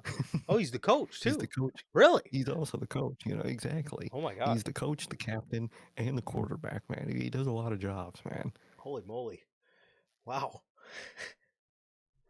TC Gotti says TC1 is better than OTC1. I would agree with that. I would agree. Or you literally just TC1 or just OTC. Pick one, and they basically try to combine them all into one, and it just didn't work. We have the chosen one now, and now we have the unchosen in LA Knight. Who's the chosen one? Drew? I guess, Drew, I guess. What did you say? What is LA Knights again? The Unreal one? Unchosen one. No, wow. Yeah, you're fucking right. You're unchosen. Yeah, the underbooked one is LA Knight. So, man. Well, yeah, you could definitely tell though, man. They created OTC1 because which is wild, dude, because OTC1 came out a while ago, bro. I think that was like when he returned in the summer. So they were planning OTC1 versus QB1. QB1, God. I like to say QB1 versus QB2, but yeah. I guess Punk is QB3, and then Rollins would maybe be QB4, maybe. Yeah, he's more like 7. QB7. Wow, they got a lot of quarterbacks on this team, man. The whole team's just quarterback. They don't got no other position. They got no receivers, no O-line, no safeties, nothing. They got nothing. They just got a bunch of quarterbacks. Seth ain't even on the football team, bro. He's on the weak ass baseball team. The one sport no one cares about nowadays, bro. He's the pitcher. No one gives a fuck about any fucking. If someone comes up to you and say they're a pitcher for a team, do you care? Yeah, I mean, what's the pitcher do again? I don't know. I'm not good on baseball. I don't know either. I just know I think that's a position name, and I don't care about it. So it fits for Seth. Maybe Rollins is like the punter. He comes out every now and again, punts the ball away, and goes back to the bench. Yeah, and he thinks he's doing something, but he's really not. I actually like that for him. So he's P1. He's punter 1. P1. Oh, punter 1. I do like that, man. There you go. I don't know, man. I don't know. But speaking of we're talking about Roman Reigns being QB2 behind the one and only Chad Rhodes. Speaking of somebody that Roman's related to, Ava. According to Bodyslam.net, Ava was reportedly offered an increase to stay with WWE. Ultimately, she turned down the offer and decided it was time to leave. Okay. You mean to tell me? Now, I know they weren't making on the same... I'm sure they weren't making the same, wavelength of money. But the only reason I'm mentioning this is because we do hear this quite a bit with WWE. You mean to fucking tell me that asking for TKO to give you an increase damn near these days is damn near like pulling teeth? However, they offered Ava an increase. And you mean to tell me there's no favoritism there? No favoritism. You were offering the developmental on-screen GM a higher wage just because, and you know, Samoan mind control, maybe. I mean, come on, man. And she didn't even take it, but everybody else has to fucking pull teeth to get fucking paid in general. Wow. They just said them and R-Truth were far apart on the numbers. We hear so many stories of a TKO, undercutting people and Mm-hmm. lowballing people. Um, Yet we offered the on-screen GM. Okay, if anybody else was her and was as bad as she was in the ring, from what I hear, I never seen her in the ring, but from what I hear, she was pretty bad.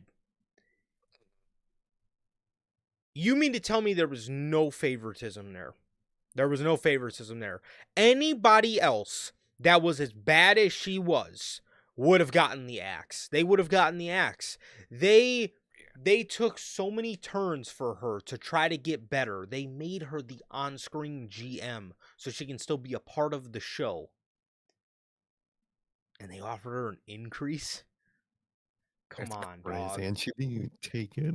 Like, dog, what in the hell is going on here, bro? The Rock literally basically owns everything with this company, and he is his own daughter. Don't even want to be involved. Like, come on, bro. What is going on here, bro? What is going on? Yeah, that's favoritism to the fucking max. Yes. That is insane, bro. That is insane. Somebody who, again, your skills are not good and you get offered an increase? What? All right, man. Royce. Sorry. Royce Keys. We got two stories on Royce. First one, Well, according to bodyslam.net, okay. Royce Keys, the former powerhouse Hobbs, is expected to go straight to the SmackDown roster. Oh, thank God. Wow. It seems you feel God very damn. strongly about this, man. How do you feel about Royce going to SmackDown, man? Do you think this is the right move for young Royce? I think it is because Raw basically doesn't have a mid card division at this point. It literally just doesn't have a mid card division, and SmackDown does, and I think that's where he'll start off. And I think that's good for him. And I think you have a lot of people in that circle on SmackDown. You're building up. You could have like a cool multi-man match at WrestleMania with that division. Maybe you could do a one-on-one match with any of these guys, but you have Trick, you have Royce, you have obviously the champion Hayes.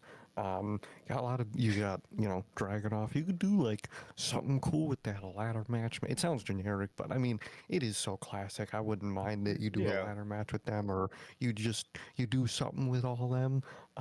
I just think SmackDown is just more open. SmackDown needs more people in general, and like I said, Raw just doesn't have a fucking mid card division at this point. So, like, if they had one, I wouldn't have minded either, to be honest. Because if they had one with the actual stars they have over there on Raw, and they fucking actually put them together in the mid card division, I would be down to see him versus Penta, him versus Gable, him versus Pete Dunne, Tyler Bate, But they fucking don't use them, and they don't have a mid card division over there in all reality.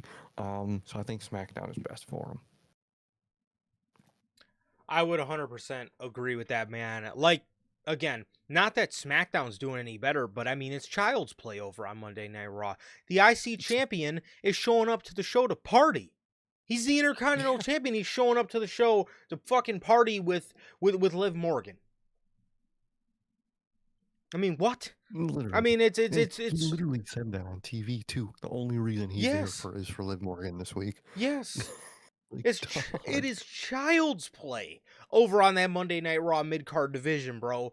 What it wasn't like that when Gunther was IC champion. It wasn't. He It was wasn't. there. It wasn't at all. He was defending the championship. He had legit challengers on the fucking show. Um, He had guys that were gunning for him. Sheamus, fucking Ricochet, Gable, Sammy. He had guys that were going for him, man. It's fucking child's play over there on Monday Night Raw. You got Penta and Dragon Lee, two guys who are easily upper mid-carders on any fucking day, fucking around with the Vision. You got, Sheamus is injured. You got Obafemi, he's attacking the War Raiders for no fucking reason. You got, God, who else is in that the mid-card division is nothing anymore on Monday Night Raw, and they had such a nice crop of guys over there, bro. You had such a nice crop of guys.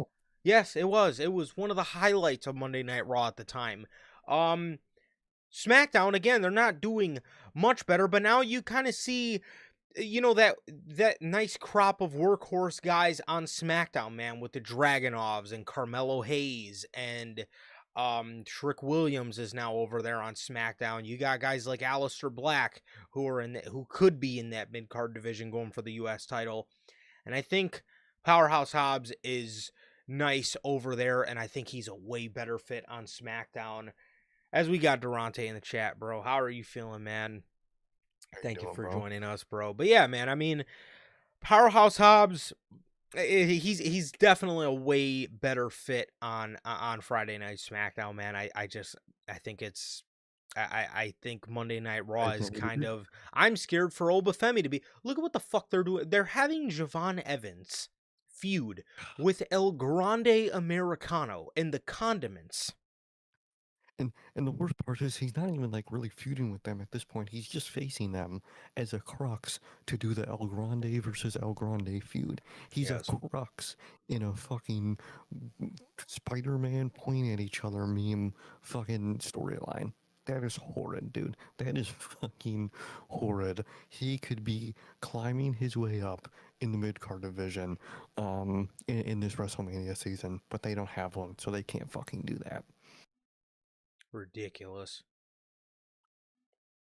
Speaking of Royce, Uncle Dave is reporting, despite previous reports, the belief is that Royce Keys, formerly Powerhouse Hobbs' AEW offer was not close to Bryan Danielson's pay, but still very strong. The belief is that he committed to WWE some time back, which is why he left AEW. Bryan, what? Why the fuck? On earth would you believe they gave Powerhouse Hobbs, and I like Hobbs, but you don't give him fucking Bryan Danielson money. What? Why? Because they sure were saying they offered him like Jericho money too. I'm like, bro, no, they didn't.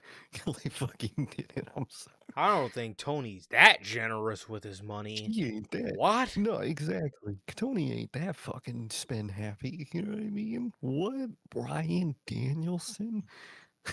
Homie, do you know how much money he makes? Look, I think Uncle Dave, I think he did Hobbs a little bogus here, bro. Does anybody want to fucking explain to me why Tony Khan would ever think it's okay to, in the first place, even think about giving Powerhouse Hobbs Bryan Danielson money? What the hell? Yeah, maybe anybody one day, if you book them right and they have the right potential, can make that money. But that's, after a few contracts in, you're building them up. Why on earth would you just drop Brian?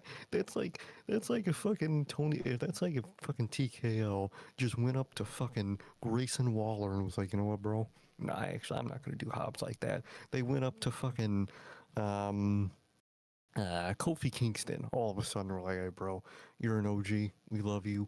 We're gonna give you fucking Roman Reigns money. Like, what? That's what I was do that. That's what I'm thinking too, man. I'm like, this would literally be the equivalent to, like, Aleister Black. His offer was good, but it was nowhere near Roman Reigns money. Like, yeah, I love Black, but like, no fucking shit.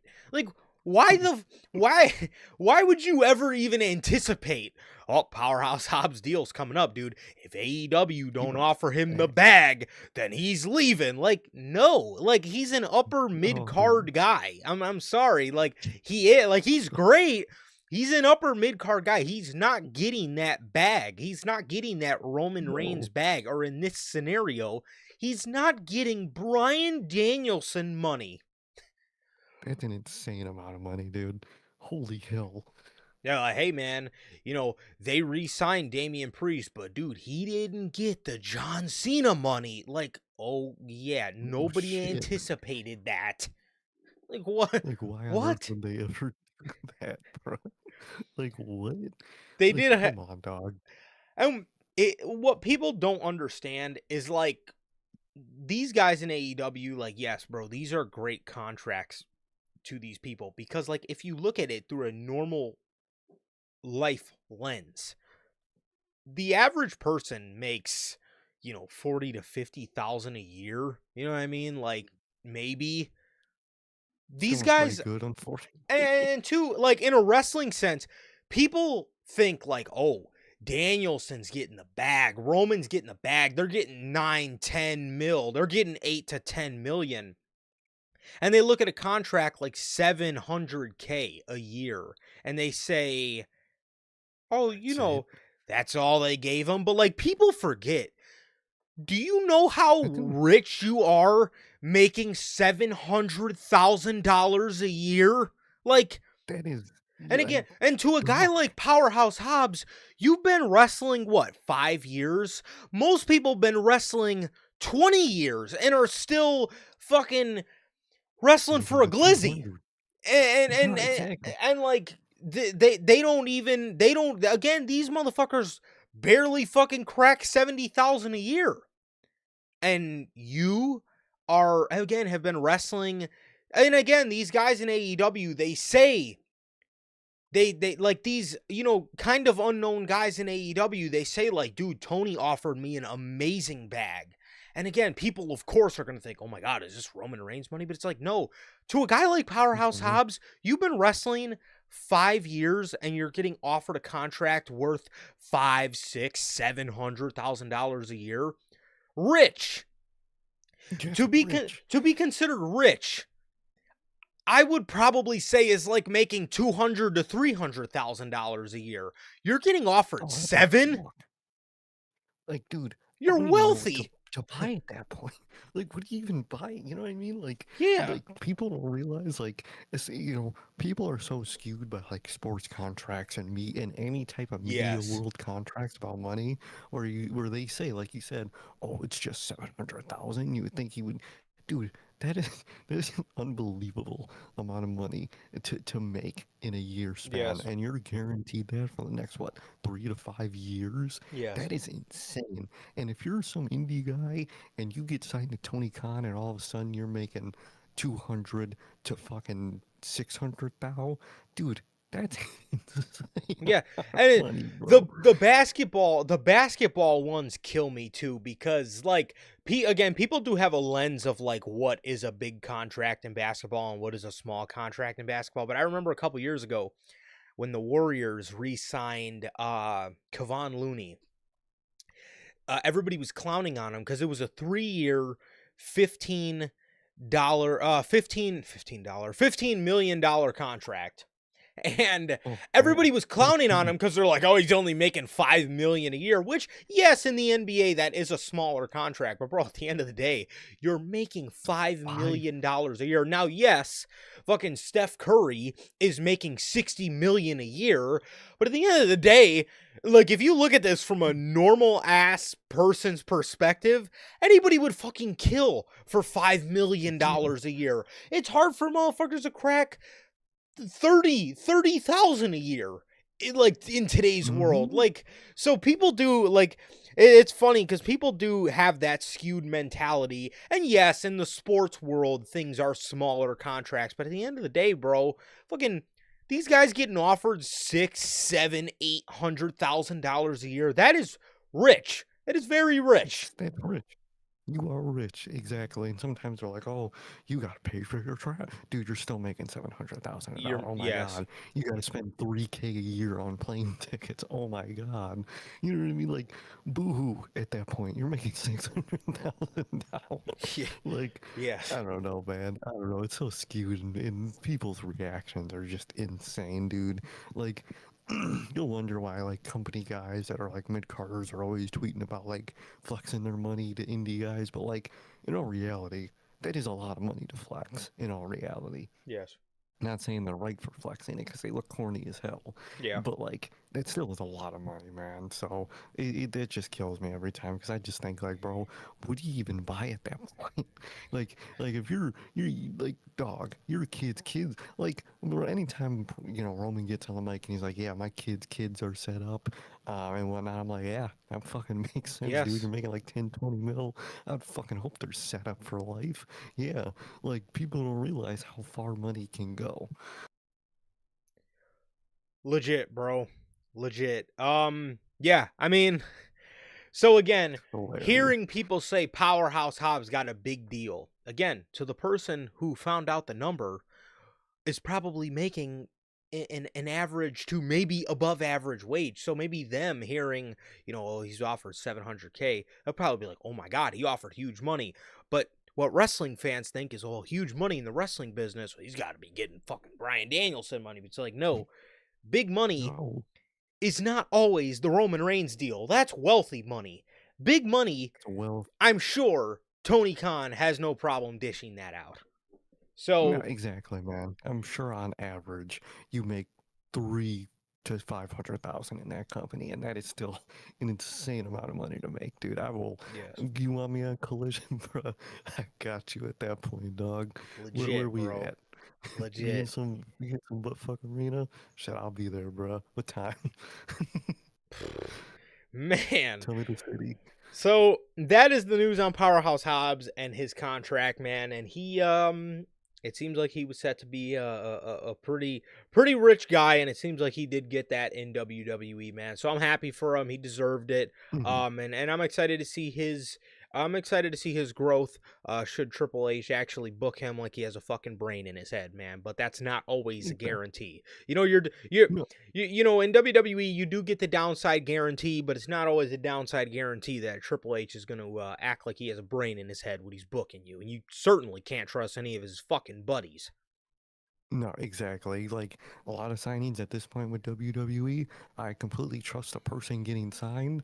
I don't always trust the people booking them. I trust Hayes, I trust Ova, I trust Duval, I trust Royce, but I don't trust really the booking. And half the time it's me just hoping the best for these people. 100%, man. And Any signings really. no, legit, dude. And that wraps us up for our WWE stories here today. Now, moving over here, man, to the AEW side. We actually got a decent amount of stories for AEW, man. So before that, we do have a word from our sponsor here at NHP, man. We got a word from W Energy, man. W is an energy drink loaded with vitamins and nootropics, formulated to improve focus without getting the jitters, man. W is a clean formula, sugar-free, 0-calorie, free from fillers and artificial colorings, with 150 milligrams of caffeine per serving. You can get your W products today with the link below and code NHP at checkout to save yourselves 10% on your next W purchase. Really, whatever you may need the energy for, Dubby's got you. Always got to shout him out, man. If you want to feel the way that Brian Danielson feels when he gets his Tony Khan checks, try Dubby. It'll give you that same amount of energy. It'll give you focus. Won't have the jitters, and it'll taste good all at the same time. Truly, always got to shout out Dubby. Yes, sir. Yes, sir.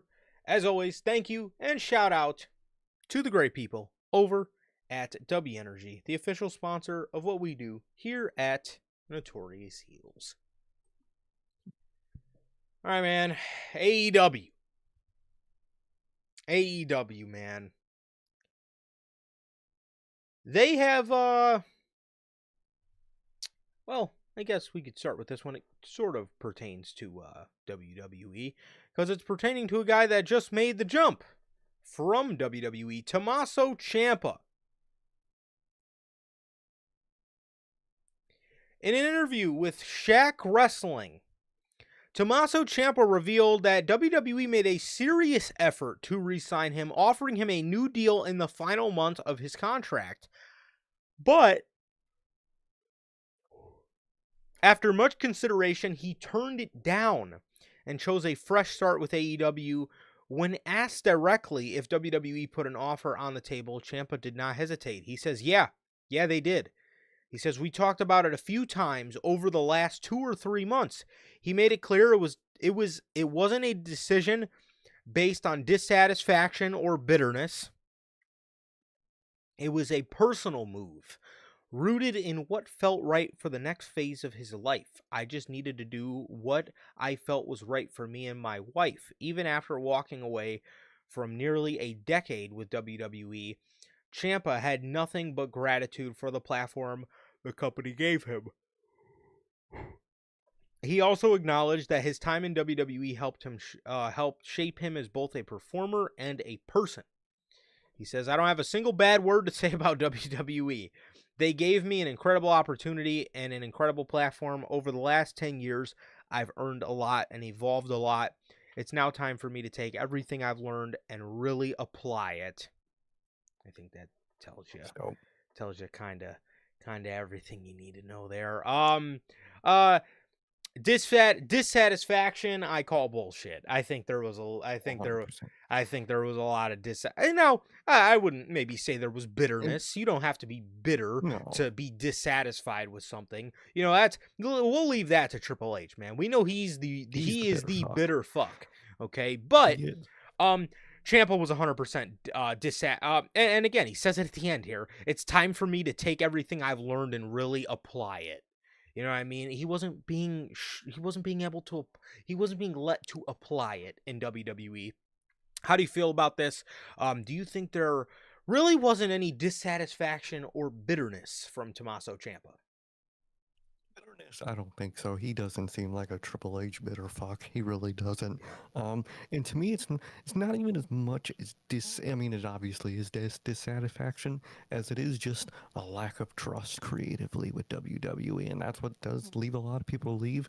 And I think that is what Tommaso Ciampa had the thought process of, because they were giving him contracts, they were giving him probably good money, and they were probably saying good creative man, but at the end of the day, he has no reason to trust them creatively, and I think that's the big reason he left to have a fresh start. Is he completely lost trust with them creatively, and I would too. I've lost trust with them creatively for Tommaso Ciampa, for Johnny Gargano, for Candice LeRae, for Chad Gable, for a lot of people in that company. And I think he mainly lost trust and wasn't satisfied with what he was given. And I think he wanted to, take his chance, take his wrestling skills and apply it somewhere else. And I respect the fuck out of that. But I don't think there wasn't any dissatisfaction.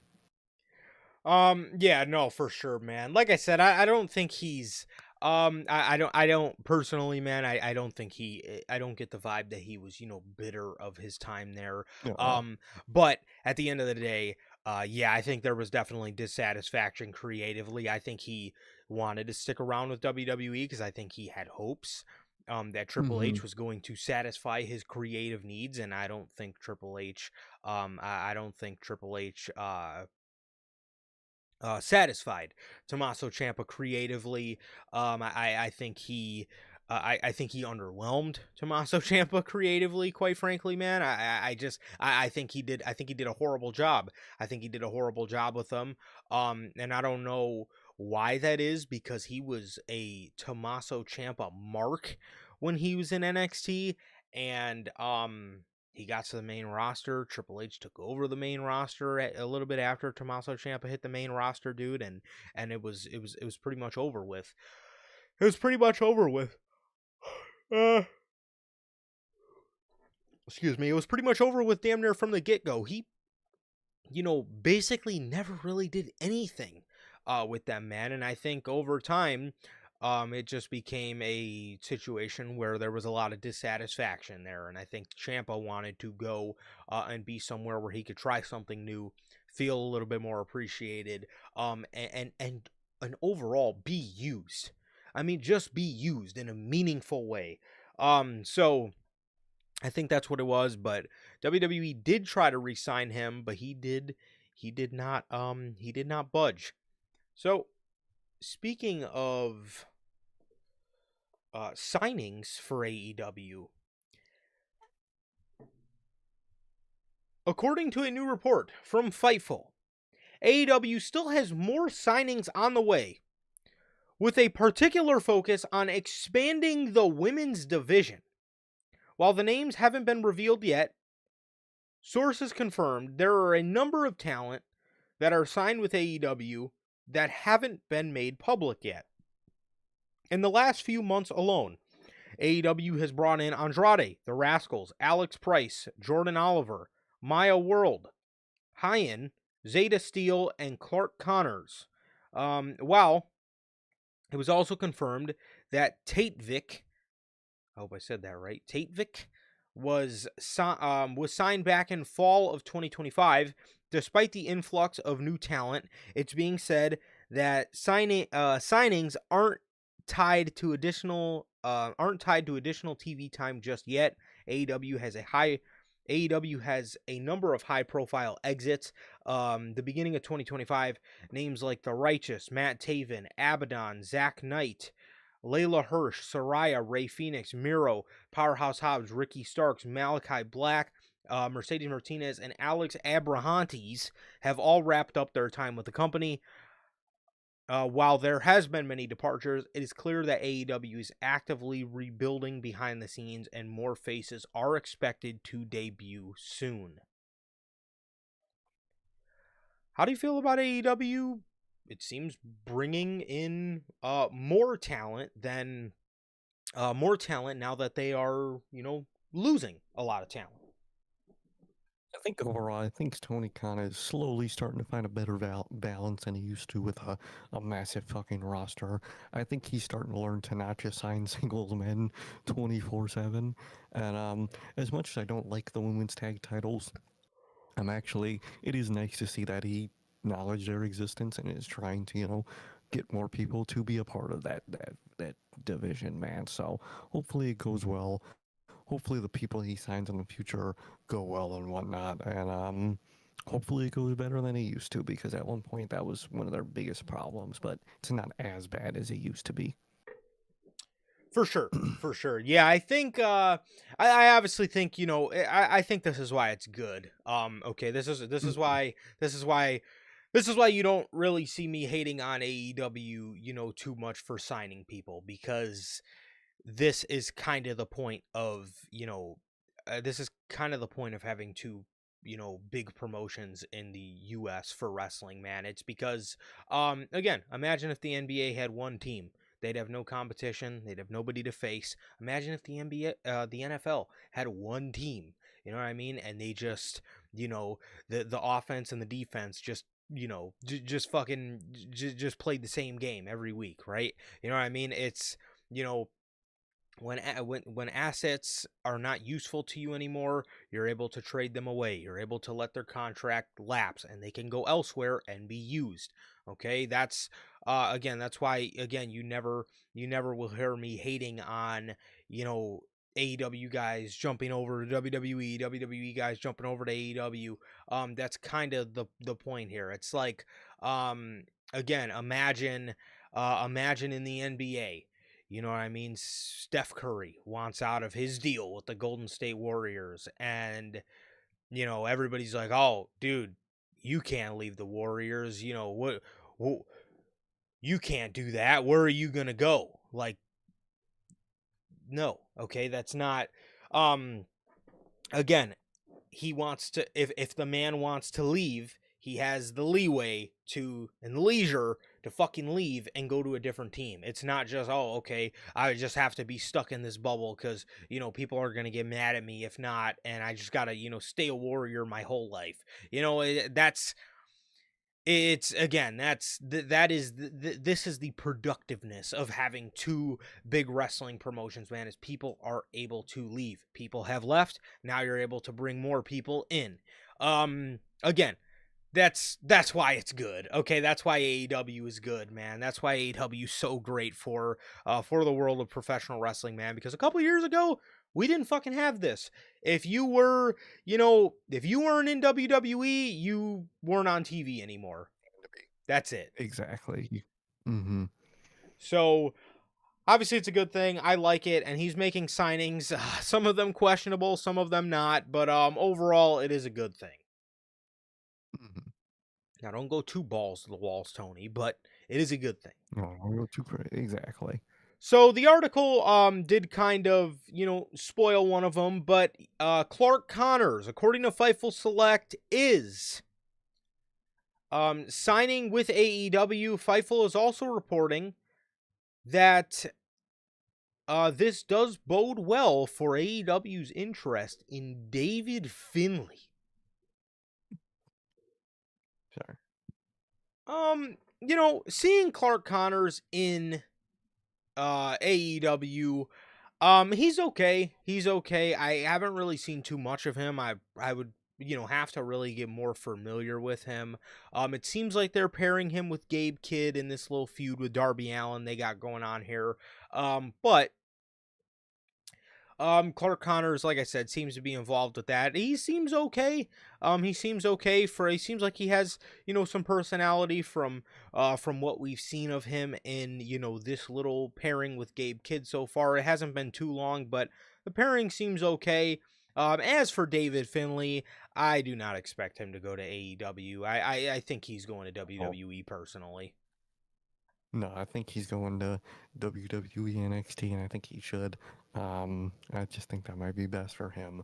Um, but they got Clark Connors. He seems cool so far. Like you said, I don't really seen too much of him, so I'll just know over time the more I see him. And I don't think David Finlay is going to AEW, man. If he does, boy, is that going to be the ultimate sink.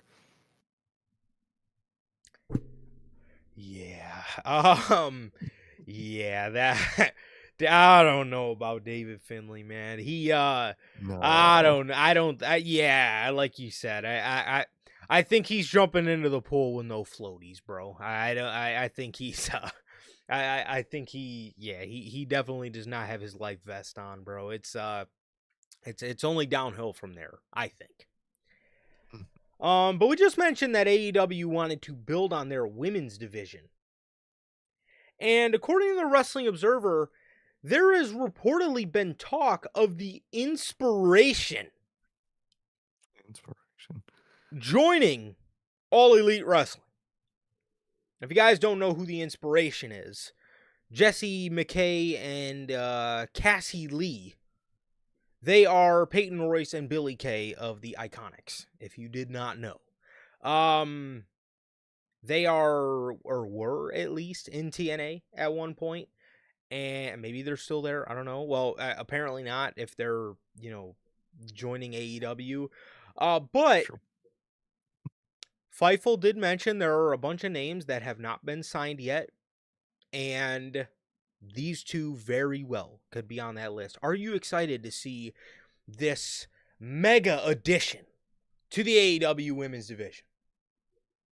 I remember they sucked in the ring, so I don't think I am very excited. And they weren't really good on the mic either, from what I remember. I don't remember much. I remember them. I Wow. just don't remember the real quality of them in the ring or nothing. But I mean, they're it fills the gap, I guess. You have bodies that you didn't have beforehand, so I think you could find better, to be honest. But the recognizable names enough where I think they're fine to have his bodies on the roster. Yeah, yeah. I really liked these two when they were in NXT. I thought they were great. I thought they had a nice personality, nice charisma about them as a pairing. And then they hit the main roster, and Vince got a hold of them, and they weren't really too bad of wrestlers in NXT. But again, when they hit the main roster, I don't know what changed. I don't. Yeah. But what I do know is they were terrible. Okay? They were fucking terrible. on the main roster. I mean, they were so bad and annoying. I personally was not a fan of that run. And I'm sure it was just Vince, making them be that way. I don't, really wanting to, just Vincify them. So there is that. Hopefully they're a lot better in AEW, man, but we'll just have to wait and see. But I was not a fan of their main roster run, and hopefully, if they do go to AEW, man, they can resemble a little bit more of what they brought to the table in NXT. Because again, on the main roster, man, that run, when I tell you that run was rough, I mean it. No, it really was, man. So I hope it's better than what it was in WWE main roster. For sure. So we got Ricochet. Speaking of WWE, Ricochet.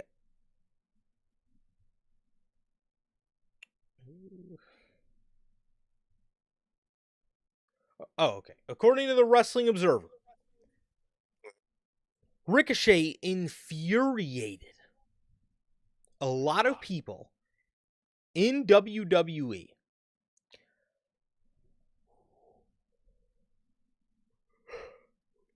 following his recent comments about WWE ruining his legacy. Wow.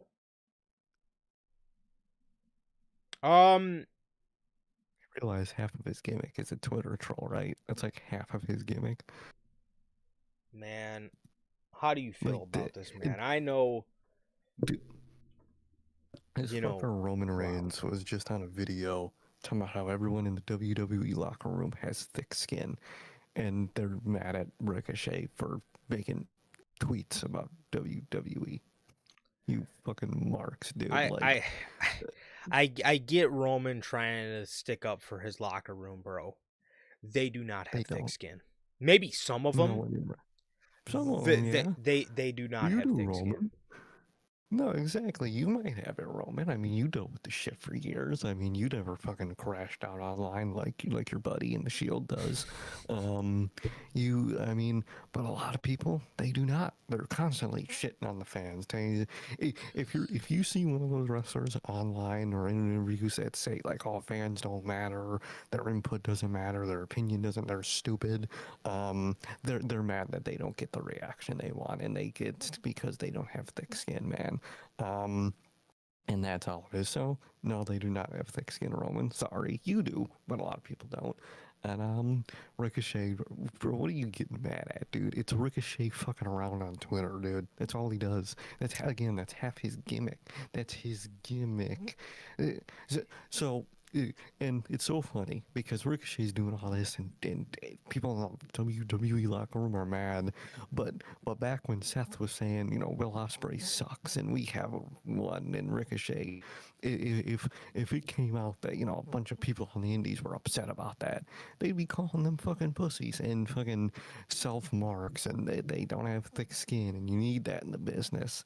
It's so ironic, dude. It's hilarious. Genuinely, I hope Ricochet keeps it up because I really don't care about the gimmick, but the fact that it does piss people in the company off, continue it because it's hilarious. That's a great point. Honestly, that's something that I didn't even think of, man. And two, is Ricochet wrong? Now NXT did not ruin Ricochet's legacy. Can somebody name one fucking thing, one, that the WWE main roster run did for him? Name one. I can't think of one.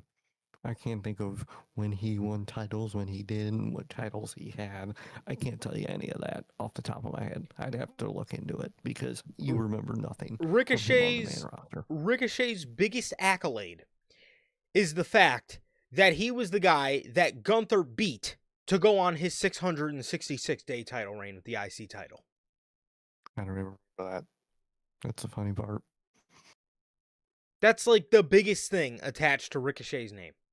He was the guy that Gunther beat to go on that reign.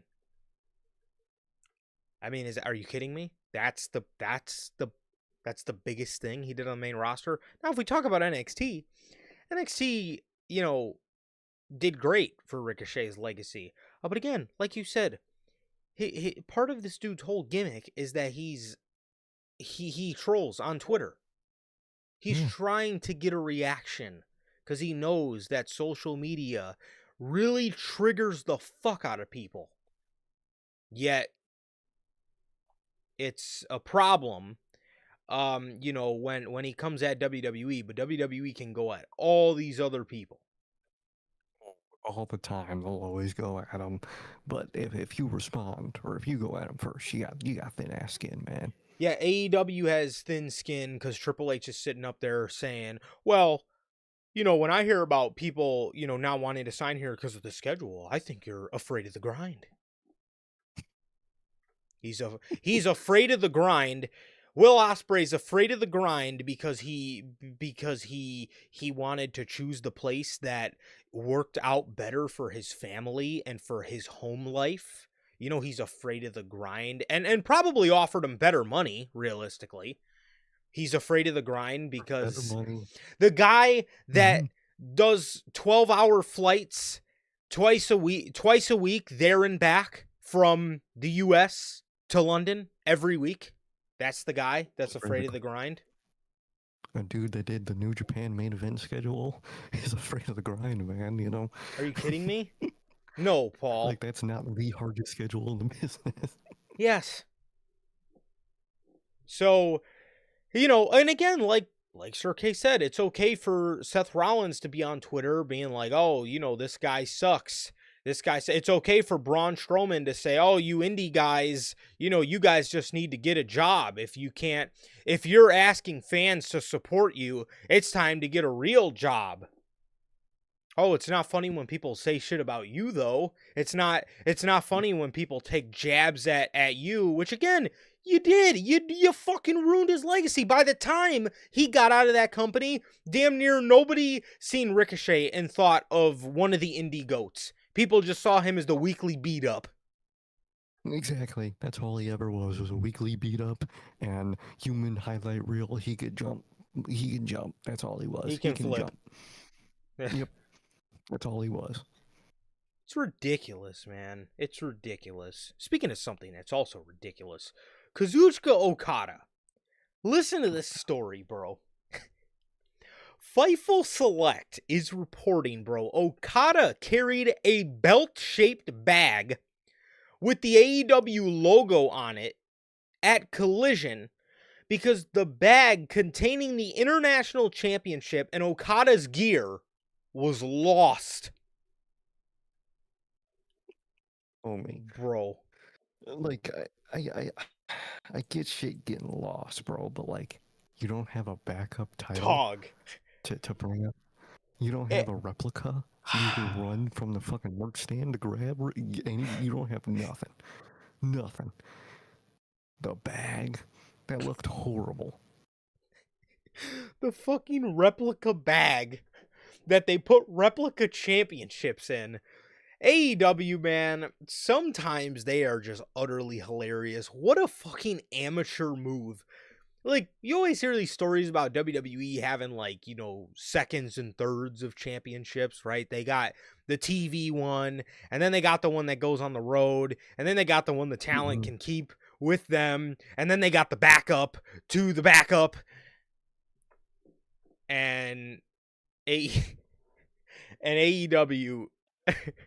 they have their international champion walk to the ring carrying a fucking replica belt bag. Nice. Don't even bring the title out at that point, dude. Like, you literally just say a line of like, oh, it so that he left it in the back because he had to run out there and do something like that. You couldn't have written something like that. That is horrible, man. That is sad. He left it in the back because he wanted to help his ancient civilian warriors, or whatever the fuck. Oh no, that was the conglomeration. His brothers in the Don Callis family. Good lord, man. Good lord. Are you a civilian warrior yourself, Sir K? Are you conglomerated? I actually might be. I think I like to conglomerate, man, Same. but that is just horrible, man. I figured you converted by now. Belts. I did convert. I would have converted, man. But you know how it goes, man. But yeah, what a fucking production dud. What an amateur fucking move, man. All right, to wrap up today, man, AJ Styles. AJ Styles, man. Okay. According to PW Insider, AJ Styles is expected to be at WWE headquarters this week.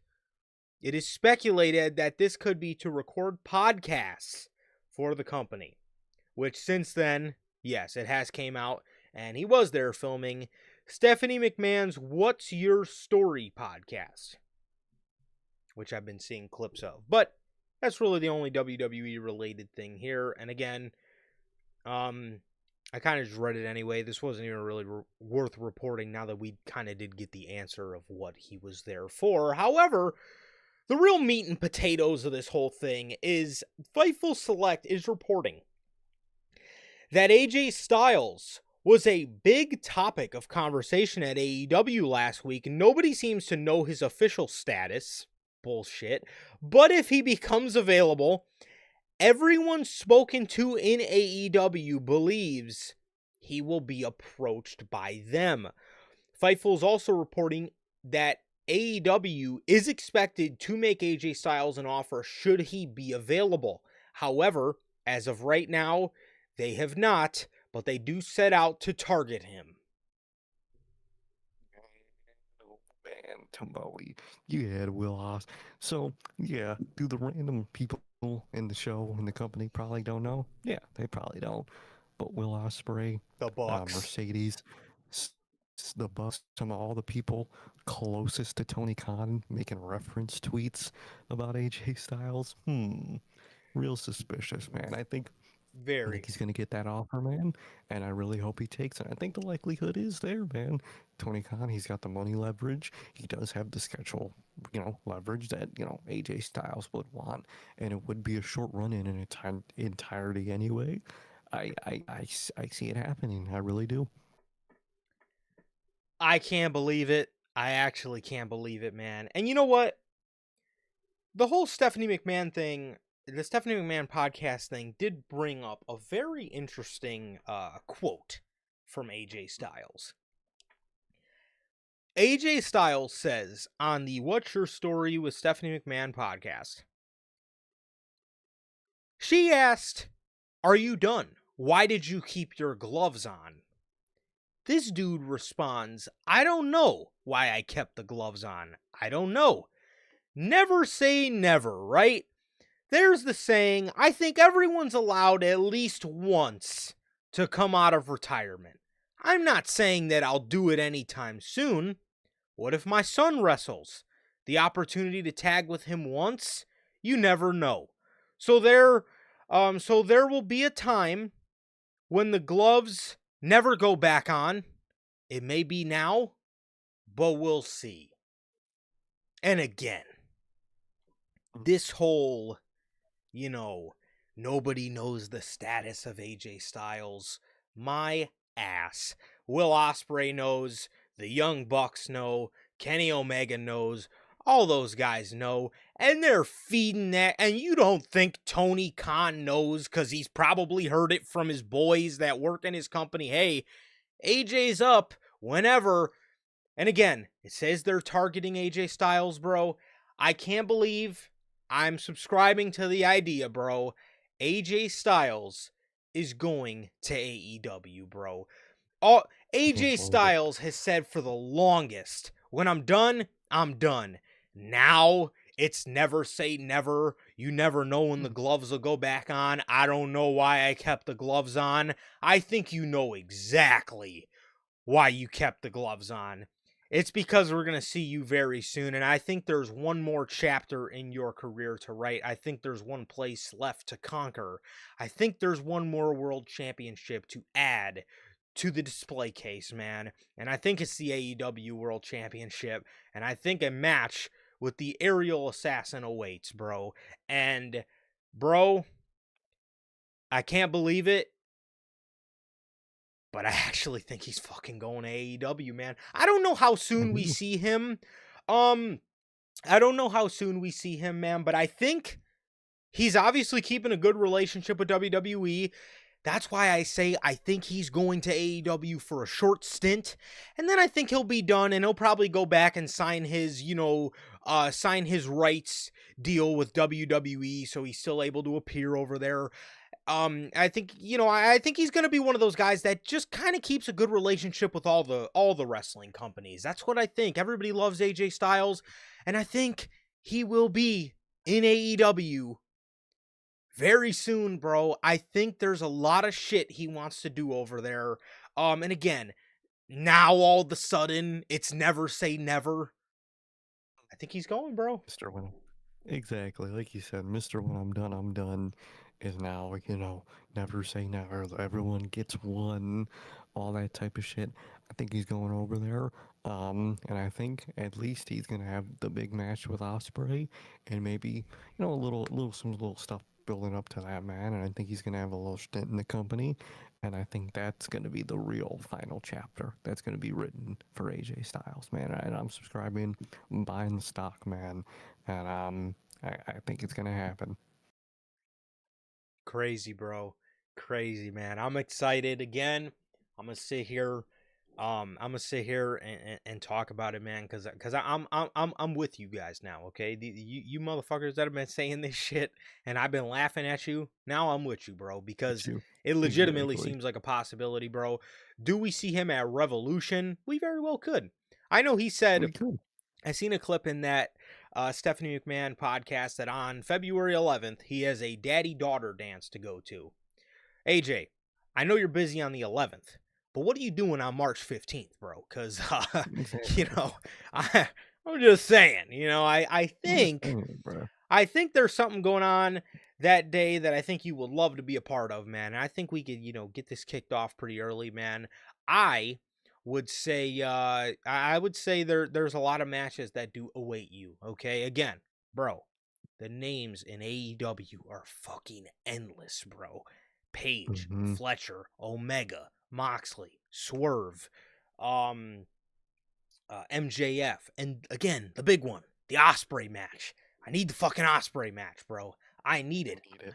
That is AJ is Will Ospreay's goat, bro. I need to see it. And again, like you said, dude, all these AEW people making these tweets trying to lure AJ Styles to AEW, bro.